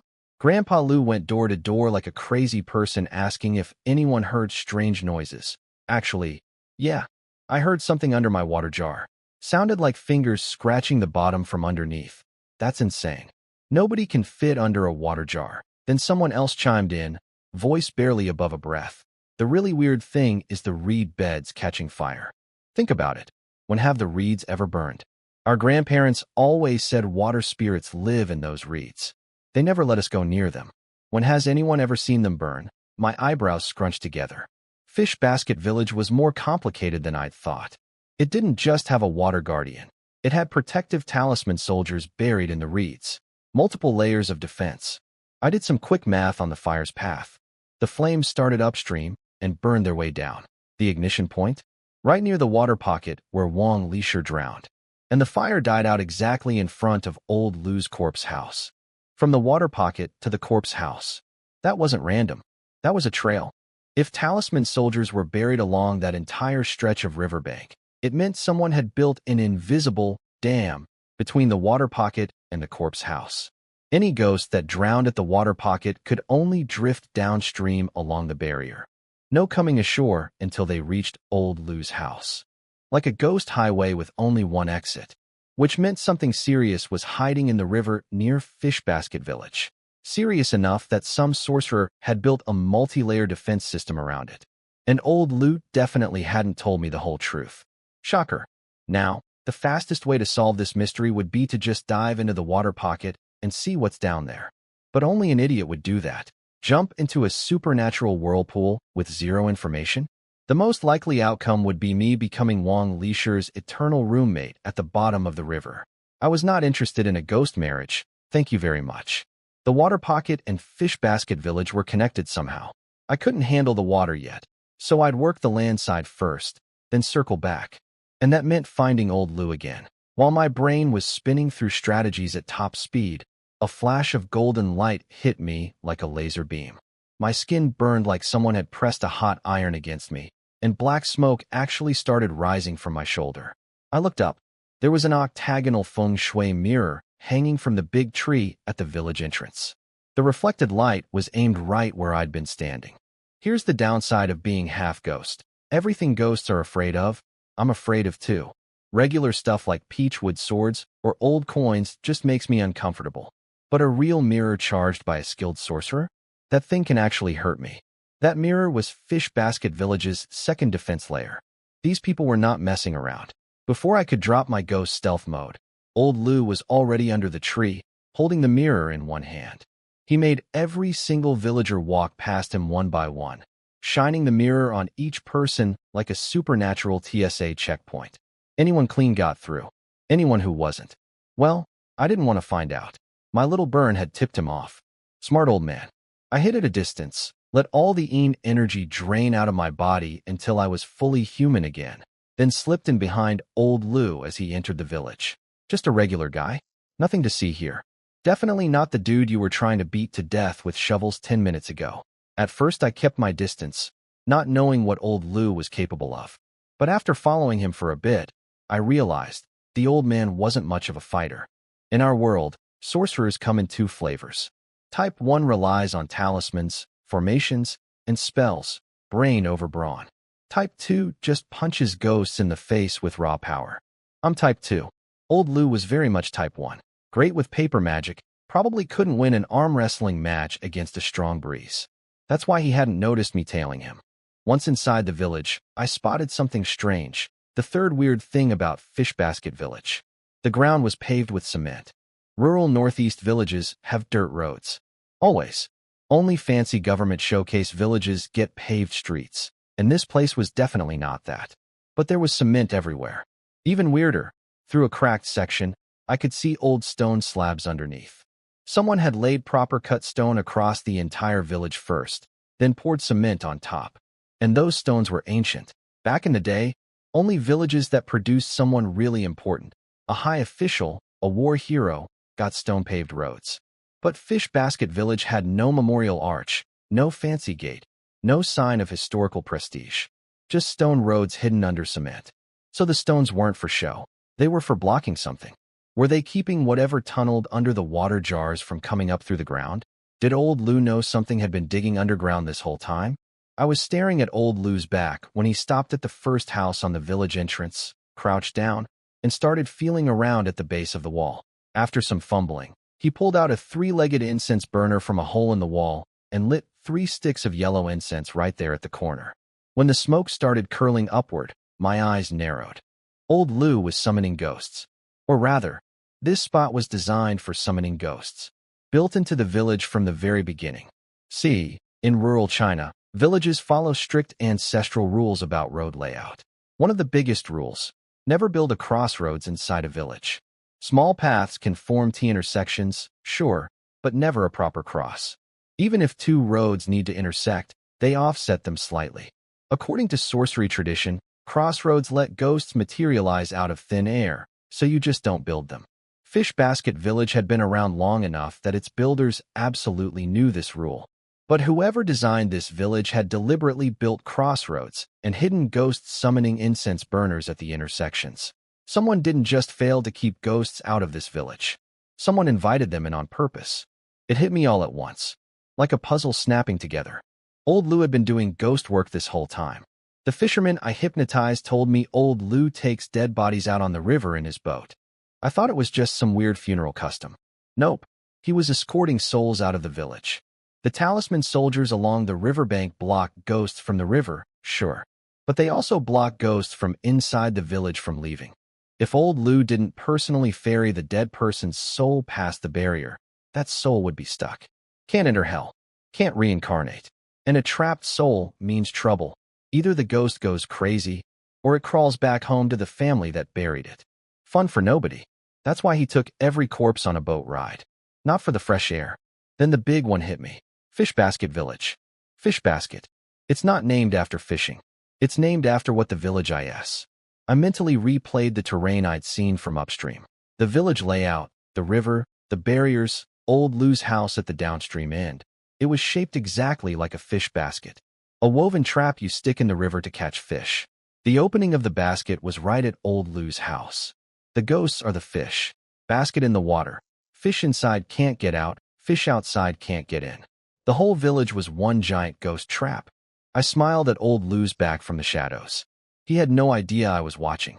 He finished burning his incense, sighed heavily, and shuffled to the most beat-up house in the village. His home, apparently. The man who guarded an entire supernatural containment system lived in the worst shack on the block. Typical. He'd barely lit an oil lamp when I stepped through the doorway. My energy hit the flame instantly. It shot up a foot high and turned bright green. Green fire. Universal ghost sign. Old Lou's face went from tired to terrified in half a second. I sat down in a chair like I owned the place. Sorcerers don't need fancy houses, but they always hide tricks in their walls. So what you got in here? I tapped my foot on the floor. This ground sounds hollow. What's underneath? Old Lou's face went dark. Who are you? I ignored the question. It's the 21st century, and you're using an oil lamp instead of electricity. That's because you know ghosts might visit, right? Oil lamps show ghost fire. Light bulbs don't. You want to see them coming. His face got darker. If you're a sorcerer, leave. You don't want to get involved here. You can't handle it. If you're a ghost, name your price. Whatever I can give you, it's yours. I already told you, I said. I'm looking for a ghost named Wang House. Bring her out, and I'm gone. I won't touch anything else here. But if I don't see Wang House, I'm not going anywhere. Old Lou shook his head. I don't know any Wang House. Leave. I tapped the floor again, nice and slow. You sure you want me to leave? I might not know exactly what's hiding in this village. But I know one thing for certain. Your fish basket has a leak. His eyes flew open. What do you know? I kept my voice steady. I figured out Fish Basket Village is a containment formation. Right now, someone is prying at its foundation. Once they crack it open, there won't be a single living person left in this village. His face got worse, but I kept going. I've caught fish before. I know how baskets work. You stand a fish basket upright in the water to keep the fish alive inside. But if you lay a fish basket on its side, that's not a basket anymore. That's a fish trap. You put bait inside, the fish swim in to eat, and when they're full, they can't squeeze back out.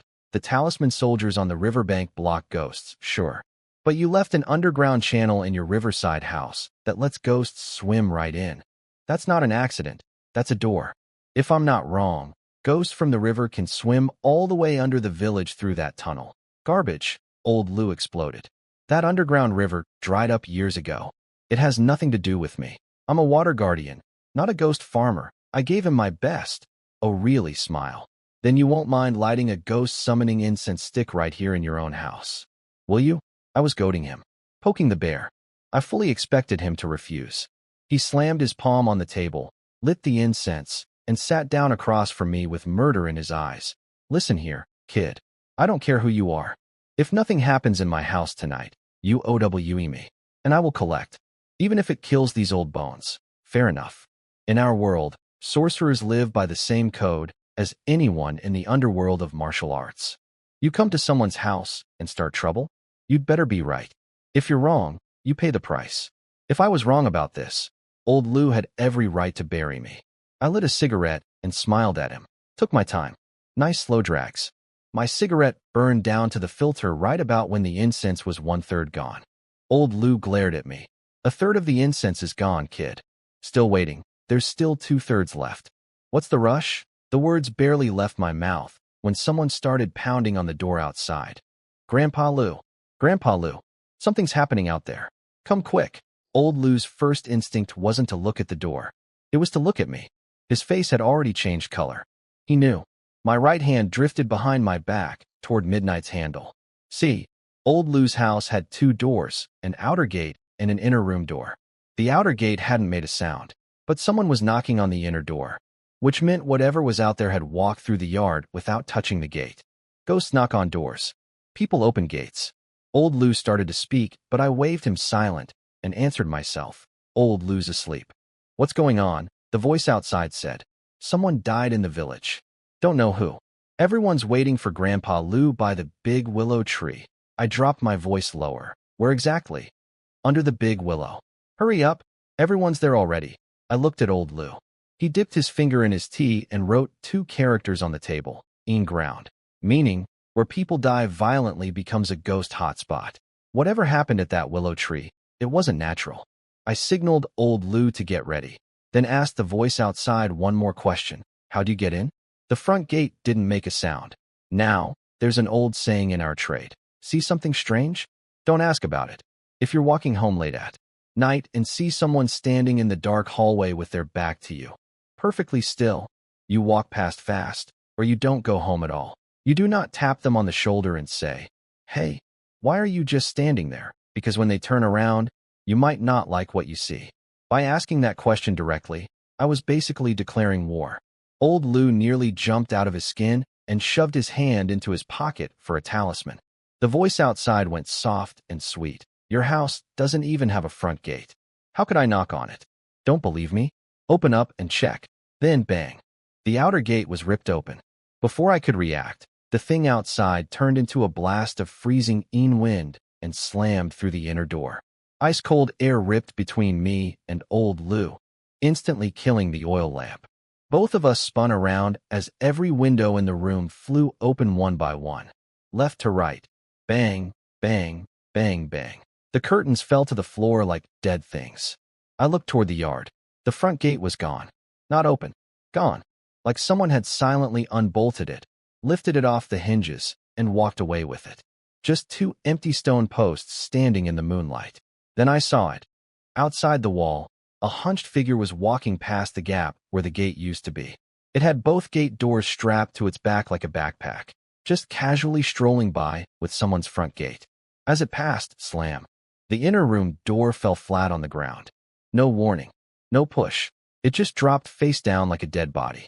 Old Lou's face went the color of iron. Kid, leave. Now. This isn't your fight. You've got some skills, I can see that. But skill isn't enough for what's in this village. I understood exactly what just happened. That ghost had sent us a very clear message. Taking the gate away equals leaving us a way out. An open door. An escape route. Dropping the room door flat equals someone has to die. In our tradition, when a person dies, you lay them on a door panel to carry the body outside before placing it in a coffin. That ghost literally dropped a door at our feet. It was saying, one of you walks out alive, one of you gets carried out. Pick. Old Lou straightened his clothes and started walking toward the exit. He'd chosen himself. The old man was going to die, so I could leave. I stepped past him, walked up to the fallen door, and stomped it into splinters. I was wrong about you earlier, I said. Consider this my apology. Old Lou stared at me for a long time, then shook his head. You're a good kid.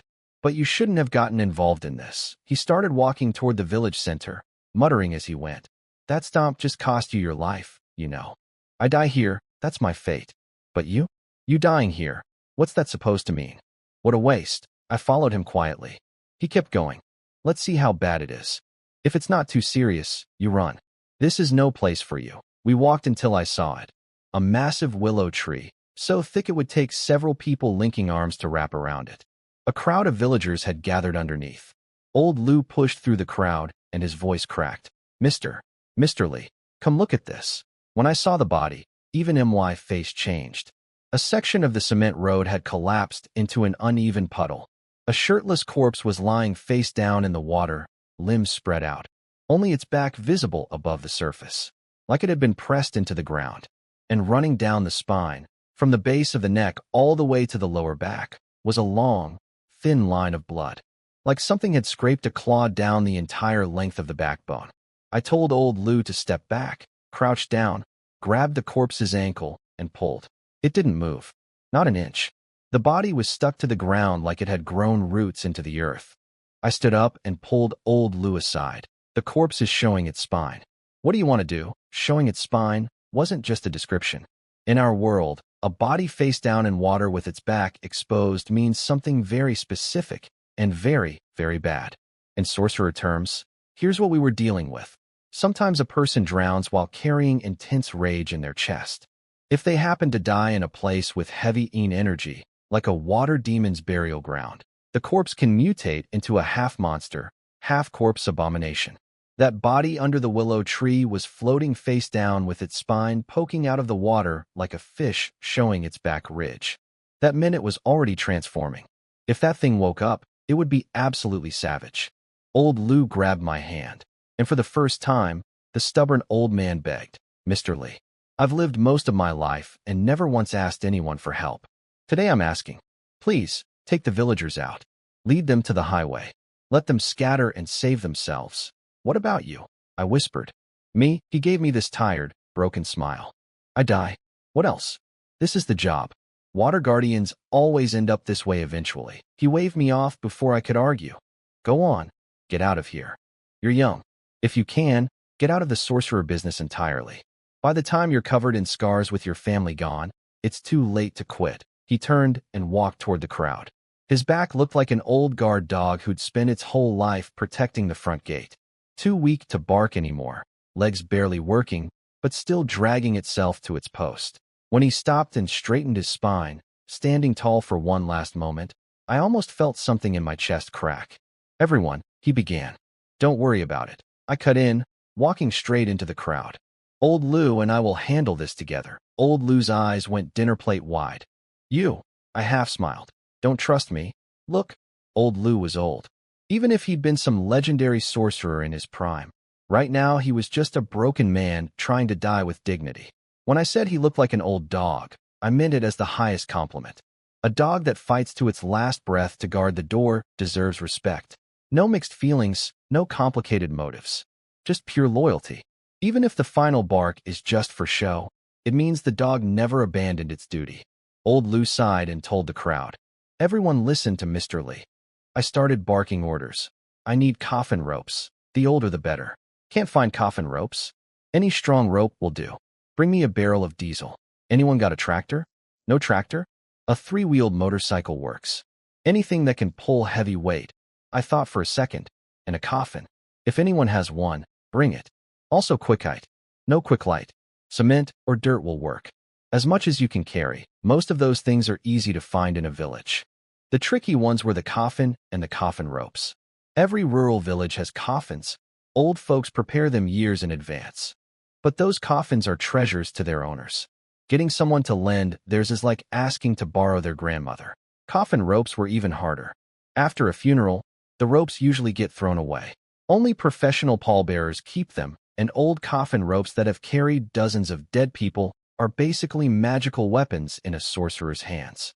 Pallbearers don't give those up easily. Without both items, getting that corpse out of the water would be exponentially harder. Thankfully, old Lou had pull. He ran around the village and came back with a quality coffin and real coffin ropes. The man had village credit I could only dream of. I cleared everyone back, tossed old Lou a rope, and got to work. You tie the feet. I'll tie the body. Dead knots only. If these ropes snap, we're in deep trouble. You guys, pack the coffin with quicklime. 1 foot thick on the bottom. Tractor, back it up and tie the rope to the rear. Once everyone was in position, I pulled a white cloth from my pack, covered my nose and mouth, and carefully stepped into the puddle. I straddled the corpse, looped a coffin rope around its neck with a slip knot, then wrapped 3 more loops around the torso, but deliberately left both arms free. When I stood up, the corpse's hands were still stretched out flat in front of it. I tossed the neck rope to old Lou, waved at the tractor driver, and yelled, "Pull!" The tractor lurched. The ropes went tight as guitar strings. And the corpse didn't move. Not 1 millimeter. It was rooted to the ground like it was welded to the earth's core. The tractor wheels screamed against the cement, spinning and smoking, but the body stayed perfectly, impossibly still. "Pour diesel in the water," I shouted. Old Lou nearly had a heart attack. "Don't light a fire.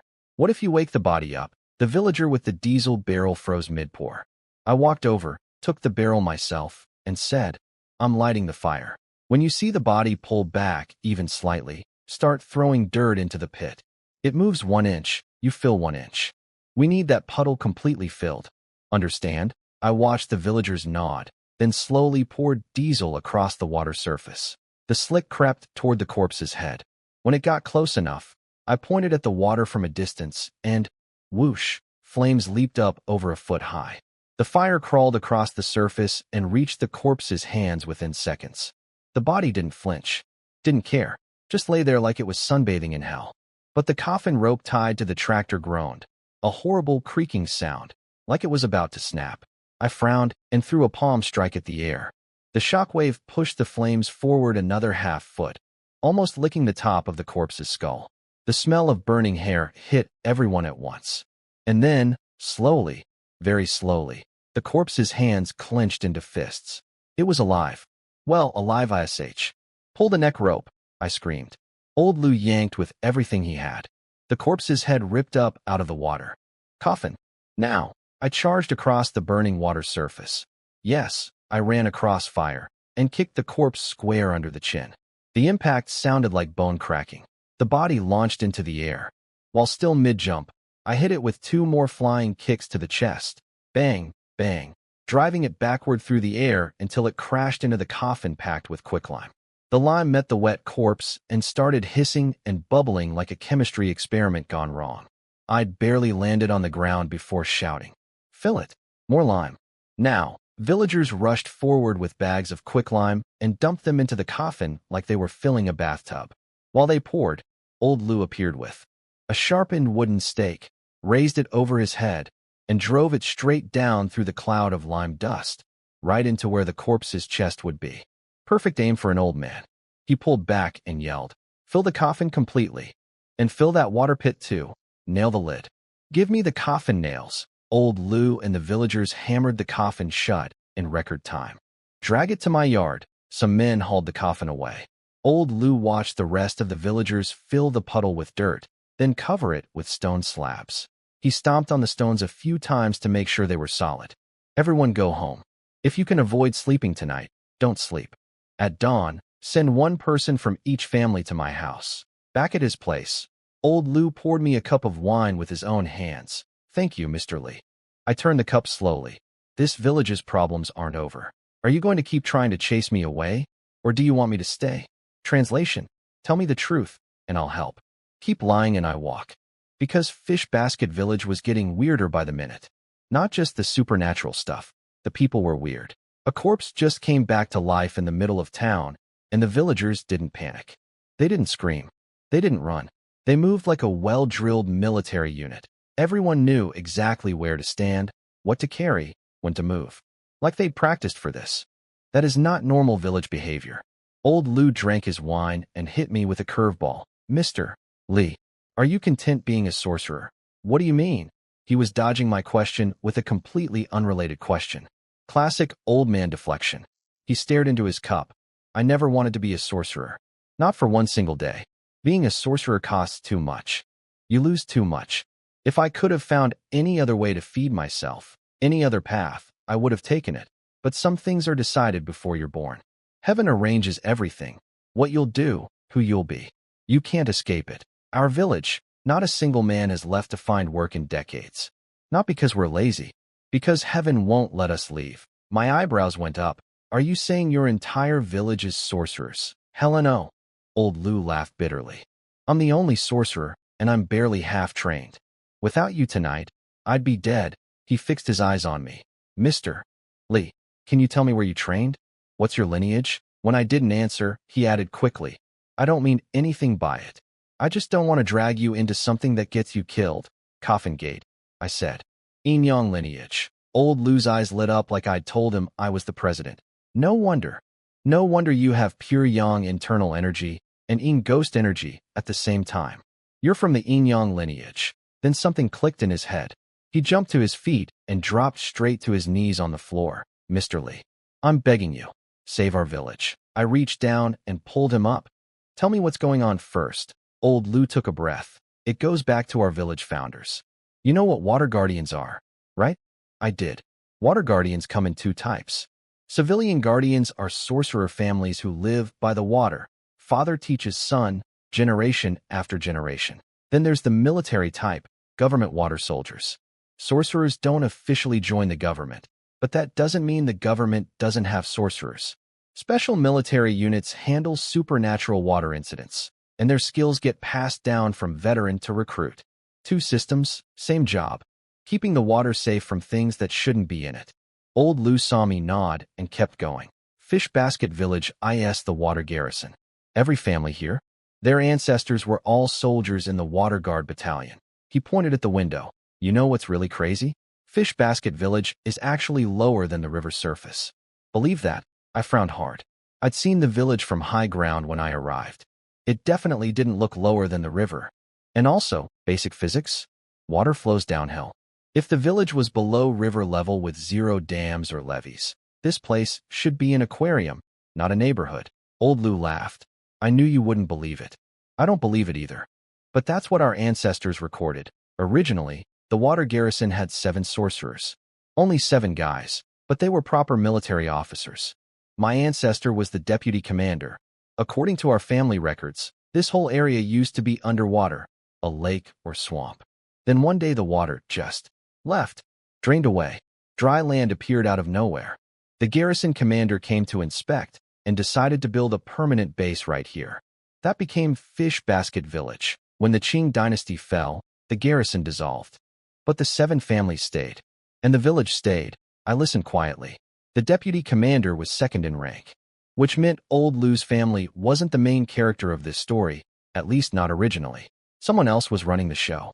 Old Lou continued. The 7 families put down roots, had kids, grew into a real village.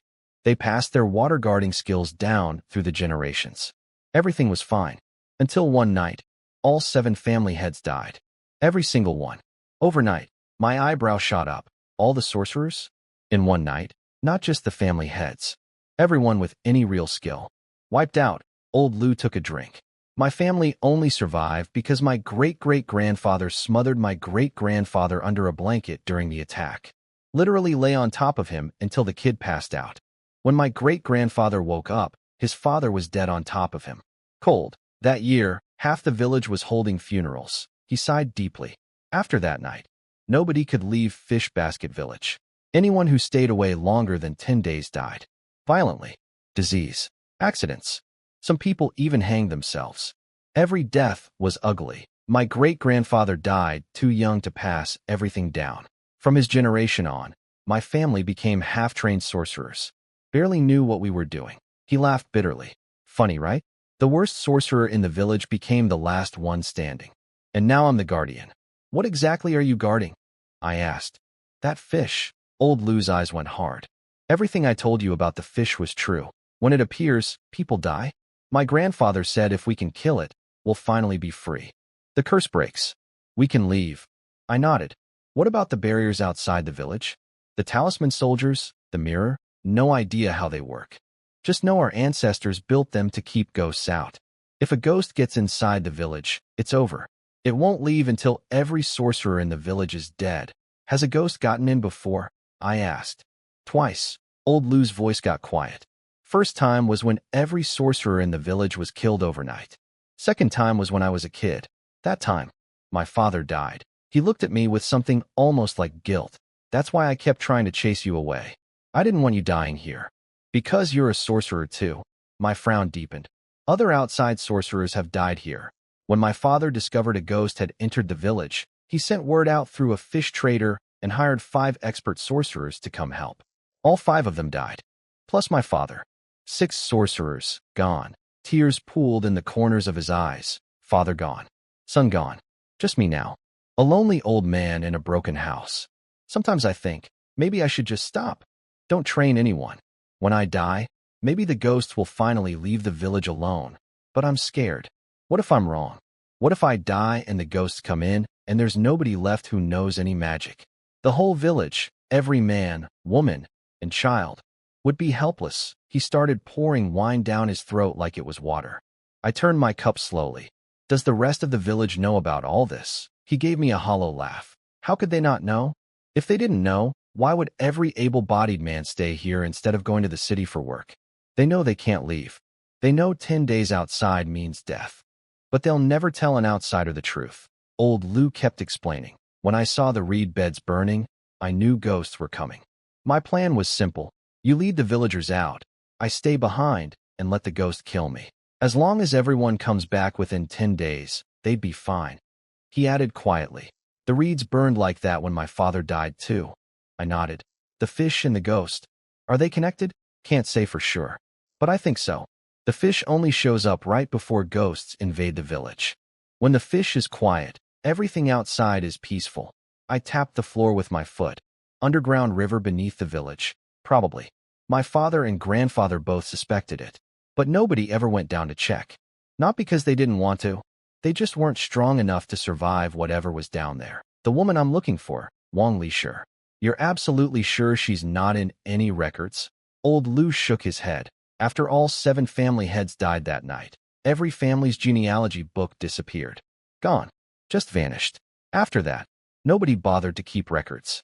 Go back 3 generations and nobody remembers anyone's name. The genealogies vanished. That was suspicious. How many Wang families in the village? Just one. Old Lu pointed toward the far end of the village. The Wang family. Their ancestor was the garrison commander, top rank. I sat up straight. You never asked them about the old water garrison? Ask who? Old Lu snorted. That family is nothing but fools now. Literally. After the mass death, the Wang family lost more people than anyone. Then they stopped producing male heirs for generations.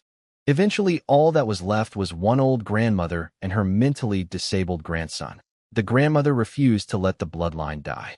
Spent every penny the family had to find her grandson a wife, another disabled woman. They had 2 sons, both disabled. After the grandmother died, the daughter-in-law's family came and took her back. The disabled father went out looking for his wife. Never came home. Probably died somewhere out there. Old Lu paused. The 2 disabled sons survived on village charity. The older one fell in the river a few years back and drowned. By the time they pulled him out, the fish had chewed the body half to pieces. The younger one's still alive. Doesn't go anywhere. Just eats and sleeps. When he's hungry, he wanders out and the neighbors feed him. When he's not hungry, you won't see him for days. My frown was getting permanent wrinkles. If old Lu was right, Wang Lisher was the wife who married into the Wang family. The disabled man's mother, maybe, or grandmother. But the only Wang left was a mentally disabled man who couldn't tell me anything. Dead end. Again. I thought for a minute. I want to search the Wang house for clues. Take me there. Old Lu hesitated. It's late. We'd scare the poor guy. How about we go at dawn? I pointed at the coffin sitting in his yard. I can wait. Can he? Old Lu's voice trembled. That thing. I drove a sharpened peachwood stake through its chest. It's not dead yet. That was a corpse, I said. The thing that stole your front gate was a ghost. 2 different problems. You think that ghost is going to politely wait for us to have breakfast? Old Lu jumped up. Let's go.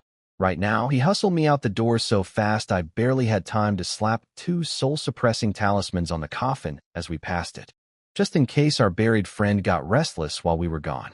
On the way, we passed the big willow tree and something clicked. When was that tree planted?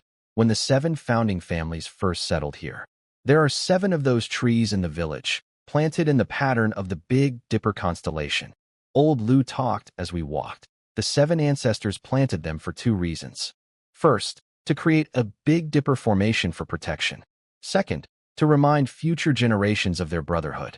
The water garrison soldiers were sworn brothers. Blood oath, the whole deal. I said. Then old Lu dropped a little bomb. 2 of the 7 trees are gone now, though. I asked casually, which tree belongs to your family? Behind my house. Each family lives near their own tree and guards it. I wasn't paying much attention until we stopped at the Wang family's door. Then I frowned. This doesn't look like an old house. It's way newer than yours. Old Lu chuckled. My house is the only original one left. I'm the only idiot who follows the old rule about never renovating the ancestral home. Everyone else rebuilt, remodeled, or straight up moved. The renovation craze actually started with the Wang family. When the old grandmother was trying to find a wife for her disabled grandson, the bride's family demanded a brand new house. Grandma gritted her teeth and tore down the old one to build fresh. My grandfather went over and begged her not to do it. She threw a screaming, crying tantrum until he gave up. After that, the other families figured, hey, if the Wangs can do it, so can we. One by one, they all demolished their ancestral homes. This was a massive red flag. Sorcerer families, especially old ones, never tear down the ancestral house. Those buildings aren't just sentimental. Ancestors literally hide escape routes, secret weapons, and emergency protections inside the walls. Tearing down the old house is like throwing away your last life in a video game. 7 sorcerer families wiped out in one night. Then all 7 ancestral homes demolished. That's not coincidence. Something was systematically dismantling Fish Basket Village's defenses, piece by piece, generation by generation. Patiently, like a chess player who thinks in centuries. Whatever it was, it wanted inside this village. and it was almost there. The question was, what did it want? While I was thinking, old Lu had already pushed through the Wang family's door. Erju, Erju, you awake? Here. A voice from the pitch darkness scared us both half to death. Neither of us had noticed someone sitting in the room. It was completely dark inside, and there he was, Erju, the village fool, sitting cross-legged in the middle of the floor with matted hair covering his face like a human dust mop. Erju, why are you sitting on the floor? There's chairs right there. Old Lu reached out to pull him up. Erju grinned dopily. You taught me that when guests come, you give them your seat. So I gave my seat to someone else. Old Lu's hand froze in midair. There were 3 people in this room. Us 2 and Erju. The room had 2 old chairs and a heated sleeping platform. All perfectly available seating. So who exactly did this man give his seat to? Old Lu's voice shook. Who? Who did you give your seat to? You guys? Erju giggled like this was the funniest thing ever. Old Lu smacked him on the shoulder. Stop being weird. Get up. But while old Lu was pulling Erju to his feet, I asked the question that mattered. How did you know we were coming? My grandma told me, Erju said, cheerfully. Old Lu went pale. The old lady is back? Erju snickered. And it wasn't a dumb snicker, it was a cold one. She's lying right there on the bed platform. Can't you see her? I signaled old Lu to freeze. Then I walked to the edge of the sleeping platform and slowly drew daylight, extending the blade over the edge. The moment daylight's tip crossed the platform's rim, the white blade started glowing red, like it had been dipped in fire. See, daylight and midnight are a matched pair, one yang, one yin. Daylight is the yang blade, hypersensitive to ghost energy. If I don't actively suppress it, the sword attacks yin energy on its own. That red glow meant it had found something. I pushed the blade further.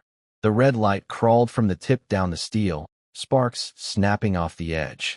Then I reversed the blade and slashed downward at the platform. I didn't need any special technique to see ghosts. I could see them naturally. But when I'd walked in, I only saw Erju. Nothing else. And daylight only reacted after crossing the platform's rim, which meant something invisible was hiding behind a barrier, and that barrier was the edge of the sleeping platform itself. Before daylight even touched the surface, its cutting energy ripped the reed mat open like an invisible knife. The mat tore apart in both directions, revealing a pitch-black hole underneath. A column of pure yin energy erupted from the hole like a geyser. Daylight's burning blade split it clean in 2 as it fell. With my free hand, I pulled out talisman papers and threw them down into the darkness. Then I stepped back, spun around, and pointed daylight directly at Erju's forehead. The blade stopped 1 inch from the space between his eyes. Old Lu went white. Mr. Li, what are you doing? Since when does a mentally disabled man speak this clearly? I said, ice cold. The corpse under the willow tree came up through this hole. It was lying face down and motionless because it had no soul. But our friend Erju here is suddenly talking in complete sentences with perfect timing. That's because he's not missing his soul right now. Something filled the gap. Isn't that right? In our world, people born with mental disabilities aren't always brain damaged. Sometimes they were born with an incomplete soul. One of their 3 souls didn't make it through reincarnation. People missing a soul are natural targets for possession, the easiest bodies to hijack. My blade at his forehead was a test. If something evil was inside Erju, it would react. Old Lu backed up 2 steps and watched Erju with his guard fully up. Erju just stared at the shiny blade and giggled.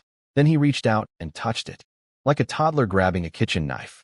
Daylight sliced his finger open, and he immediately started crying and clutching his hand. Now he was acting like a real fool. Whatever had been speaking through him moments ago was already gone. I whispered to old Lu, try to get Erju talking. Ask if the Wang family has anything left, any objects, heirlooms, anything. Don't need to ask. Old Lu waved his hand. The old grandmother sold everything to build that house. There's nothing in there but pots and bowls. I searched the Wang house top to bottom anyway. He was right. The place was emptier than my social life. Old Lu added. Actually, a few years back, some scumbags from the village tricked the poor fool, fed him nice meals for months, buttered him up, and eventually conned him into giving them an old incense burner. They tried to sell it to an antique dealer who laughed in their faces, said it was worthless brass junk. I beat those guys black and blue for that. Scamming a mentally disabled man. Absolute garbage people. And the funniest part? The fool played them. They spent 6 months of food money to get a worthless brass pot. Old Lou spat on the ground twice in disgust. But my ears had perked up. Where's this incense burner now? Back room.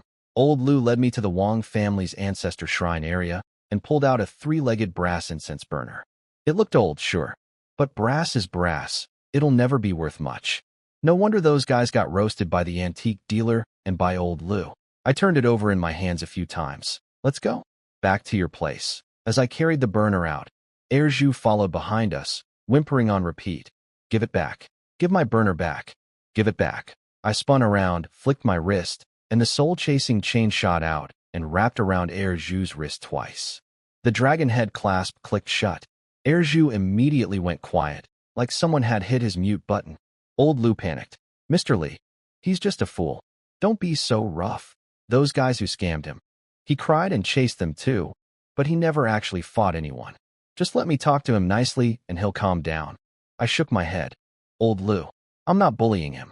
I just can't have someone behind me chanting, give it back, over and over like a soul-summoning spell. There's a ghost loose in this village. When someone calls to us from behind, can you guarantee it's a living person and not a dead one? Aye. Old Lou shut right up. I dragged Erju back to Old Lou's house, dropped the burner on the table, and said, light your oil lamp. Mix in some rhinoceros horn powder. I want to examine this thing properly. Old Lou held up the lamp. It's just a brass incense burner. What could possibly be in it? The corpse under the willow tree, I said. It tunneled from your riverside house all the way into the village. And where did it come out? The Wang House. Why there? Why not any other house? Either there's something inside that house the corpse wanted, or there's something special about that location. Old Lou protested. But the corpse is dead outside. It didn't get anything. I waved him off. You said yourself, the Wangs rebuilt their house. The spot where that corpse was lying face down. What was that location before the renovation? Old Lou's eyes went wide as it hit him. The Wang family's courtyard. That was their original yard. I played there as a kid. The big willow tree used to be right in the center of it. When the old grandmother rebuilt, she didn't have enough money, so she shrank the yard and demolished a side wing. The house they live in now was originally just the inner compound. In the old days, important families had sprawling estates with multiple courtyards. The Wang ancestor was a 6th-rank military officer. His original property would have been substantial. I'd already estimated the footprint of the old estate when I was inside. The spot where the corpse was lying, right inside the boundaries of the original mansion, right where the defensive killing formation would have been. Old Lou got excited. So let's go back and investigate. I shook my head. Even if we go back, we can't crack the Wang family's secrets just by poking around. Better to work a different angle. Here's why I hadn't tied the corpse's hands earlier. I suspected there was no soul inside it. And I was right. When I set its hands on fire, it didn't react at all. A corpse with a soul would have gone berserk. This one was empty. A shell. So think about it. A monster corpse powerful enough to tunnel underwater into a village, and someone had removed its soul. The body was dumped outside like trash. That's extremely suspicious. Whatever pulled the soul out was still inside the Wang house, just hidden extremely well. Old Lou seemed to understand my thinking and quietly stepped aside. I examined the brass burner from every angle. Flipped it, tapped it, held it to the light. Nothing unusual, just an old incense burner. Then I had an idea. I pressed my hand over the opening and pushed energy inside. The burner started making water sounds. Water sounds. From a dry brass bowl. This thing could condense energy into liquid form. That's not normal brass. That's not normal anything. If I filled the whole burner with energy, what would happen? I kept pumping energy into the incense burner. Water sounds gurgled inside. Then, within seconds, those sounds grew into what sounded like tidal waves crashing against cliffs. Old Lou nearly fell over. Mr. Lee, I'm going to check outside. I heard him drag a ladder up and climb onto the roof. A moment later, his voice came down cracked with terror. MR.LI. Bad news. Water ghosts are attacking the village. The river is flooding toward us. I listened carefully. The water outside was sinking with the sounds inside the burner. Every time the energy pulsed in the brass bowl, the flood outside surged harder. The burner was connected to the river, like a supernatural remote control for angry water. Did I stop? Absolutely not. I pushed more energy in. Harder. Faster. Old Lou's voice went up 3 octaves. They're at the village entrance. Don't worry. They can't break through. The words barely left my mouth before I doubled down, flooding the burner with everything I had. Outside, the ghost sounded like an army charging, shrieking, howling, waves crashing. Then came the screams. Ghost screams. They were hitting the village barrier and getting burned. The liquid inside the burner, condensed energy turned to actual fluid, started boiling. Bubbles rolled and churned like a kettle on the stove. But instead of heat, the air around the burner went freezing cold. Ice in your bones cold. Are they retreating? I called up. And oh, old Lou was practically sobbing. They've gone insane. They're throwing themselves at the barrier.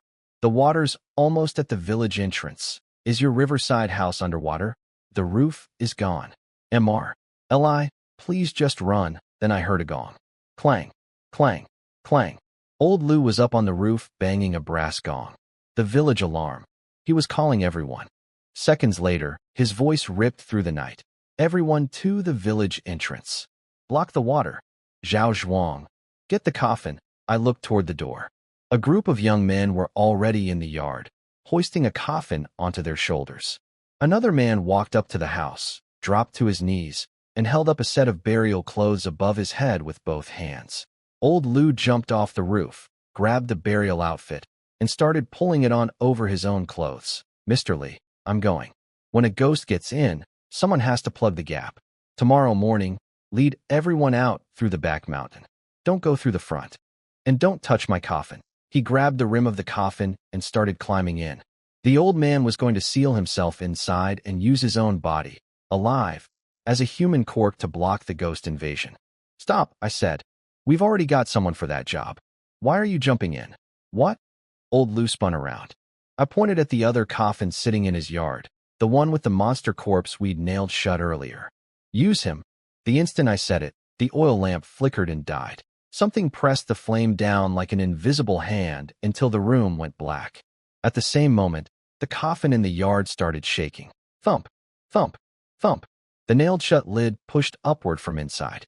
7 coffin nails started working themselves out, inch by inch, with horrible squealing sounds. The thick wooden lid cracked open just enough for 2 hands to slide through the gap, fingers pointing up, gripping the edge of the lid. The fingers tensed. I was already moving. I grabbed the incense burner in one hand, smashed through the window, and sailed through an explosion of glass shards like an action movie poster. Both feet hit the coffin lid at full force. Crack. The fingers caught between the lid and the coffin snapped. Broken bone fragments went flying several meters in every direction. An inhuman scream erupted from inside the box. I stomped again. My feet punched 2 boot-shaped craters into the wood. Whatever was inside went still. Pick up the coffin, I ordered. Move it to the village entrance. Now, old Lou stared at me for a few seconds, then croaked. You heard the man. Lift the coffin. Escort Mr. Li to the entrance. The guy named Zhao Zhuang and his crew hoisted the coffin onto their shoulders. I stood on top of it, burner in one hand, blade in the other, riding the coffin like a surfboard carried by terrified pallbearers. Old Lou walked alongside, crying the entire way. Mr. Li, if I survive this, I'm building you a shrine. A permanent shrine. You're not just a gentleman. You're the gentleman, the greatest gentleman. He thought I was going to sacrifice myself to plug the village entrance. So he cried all the way there. I didn't have time to correct him, so I just let the old man weep while I stared ahead at what was coming. About 50 meters from the village entrance, I could see the flood. A wall of river water surging toward us like something out of a disaster movie. But the water couldn't cross the big tree at the entrance. The ancient willow stood like a fortress, branches thrashing wildly in the ghost wind, white waves slamming against its trunk over and over, but the roots held firm. The barrier held, terrifying to watch, but holding. Move the coffin forward, I commanded. The carrier's legs were visibly shaking. The coffin rocked under my feet like a boat in a storm. They shuffled another 10 meters closer, then stopped dead. Mr. Li, look. I launched off the coffin, flew backward a few feet, then drop-kicked the tail end of the box with everything I had. That coffin, several 100 pounds of wood, corpse, and quicklime, shot through the air like a supernatural missile. Before it even landed, I was already sprinting forward, tapping the ground with my toes in rapid bursts, launching myself airborne again, and bicycle kicking the coffin mid-flight for a second hit. The coffin grazed the big tree at the village entrance, red lacquer and bark spraying everywhere, and splashed into the flood water. Silver-white spray erupted into the sky, and then the coffin floated. That should be physically impossible. Solid wood coffin plus corpse plus 100 pounds of quicklime? That thing should have sunk like a boulder, unless something underneath was holding it up. I hadn't kicked that coffin randomly. Its landing spot matched the exact position in the village entrance formation. Even if old Lou had been the one to sink himself, that's where he'd need to go. But the coffin wouldn't sink. No coffin, no seal. No seal, no retreat. I had to force it down. I sprinted forward, ran up the tree trunk like gravity was optional, kicked off a branch at 3 meters high, flipped my body, and axe-kicked the coffin lid from the sky. Boom. The coffin slammed halfway into the water. Then something pushed back. Hard. From below. Someone was down there holding the coffin up. I was standing on the lid looking down when hair started floating to the surface. Black hair. Thick as underwater grass. Dark as ink. It spread from the coffin outward in every direction, staining the water black in seconds. Then the force came again, harder, and the coffin launched out of the water with me on it. This time I didn't fight it. I leaned back, lay flat on the coffin lid, and rode it into the sky like the world's worst elevator.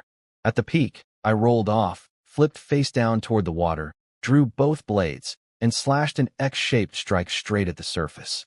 The twin blade energy cut into the river, and the water actually split open for a brief moment. And in that gap, staring up at me from beneath the surface, was a woman in Qing Dynasty Manchurian clothing. Our eyes met. Making eye contact with a ghost is one of the biggest taboos in sorcery. You never know if the next second brings life or death. It's like two swordsmen trading blows. You can't predict which one walks away. For one frozen instant, red light exploded from her eyes. Purple light flared from mine. The two energies collided across the gap, and wham! It felt like getting punched in the brain by a freight train. Stars everywhere. I couldn't see anything. My body dropped into the water like a sack of rice. From across the water, I heard a surprised, "Huh, she hadn't expected me to have ghost eyes." Before my vision cleared, I felt wind above my head. The coffin she'd launched was coming back down, directly onto me. No time to think. I twisted sideways. The coffin grazed my shoulder and crashed into the water next to me. The splash hit like a rainstorm. Through the downpour, I heard her voice, calm and deadly. 3 chances. I've given you 2. There won't be a third. Leave or die. She was already several meters away by the time her words faded. I didn't waste the opening. I planted both feet on the coffin lid and stomped with everything I had, forcing it down, down, down until it hit the riverbed. The instant the coffin touched bottom, I felt it, a connection snapping into place between the coffin and the tree roots. Both vibrated simultaneously, like 2 tuning forks finding the same frequency, and the floodwater started retreating. Fast. Within 30 minutes, the river had pulled all the way back to normal. Old Lou's riverside house reappeared, absolutely destroyed. No doors, no windows, a hole punched through the wall. The place looked like it had lost a fight with a hurricane. I ran inside. The water jar was smashed to pieces. The underground tunnel beneath it was completely flooded with river water. This time, the water ghost was truly inside the village. And suddenly, everything clicked. When I first arrived at Fish Basket Village, I'd found evidence of a water ghost tunneling in. But it never showed itself. I couldn't figure out why. Now I understood. That water ghost didn't come to kill people. It came to find someone. There was a mole inside the village. A traitor. Someone waiting to receive it. Everything that had happened, the talisman soldiers being attacked, the corpse appearing under the Wang family tree, this flood at the village entrance. None of it was the main attack. It was all distraction. Cover fire. Every incident was designed to give the traitor inside the village time and opportunity to bring the real water ghost in through the underground tunnel. Even the face-down corpse was a planted decoy, meant to pull our attention away from the real threat while the insider opened the back door. And now, mission accomplished. The water ghost was inside Fish Basket Village. It came through the passage under the water jar while I was busy playing coffin soccer with a Qing Dynasty ghost lady. Played. I'd been played. I figured the second water ghost that entered the village didn't fully trust its inside contact. That's why it sent a scout first. And maybe even that scout wasn't the real boss. The actual ghost king might be the woman in Qing dynasty clothes standing in the river, casually swatting coffins at me like tennis balls. When I walked back into the village, the coffin carriers swarmed me.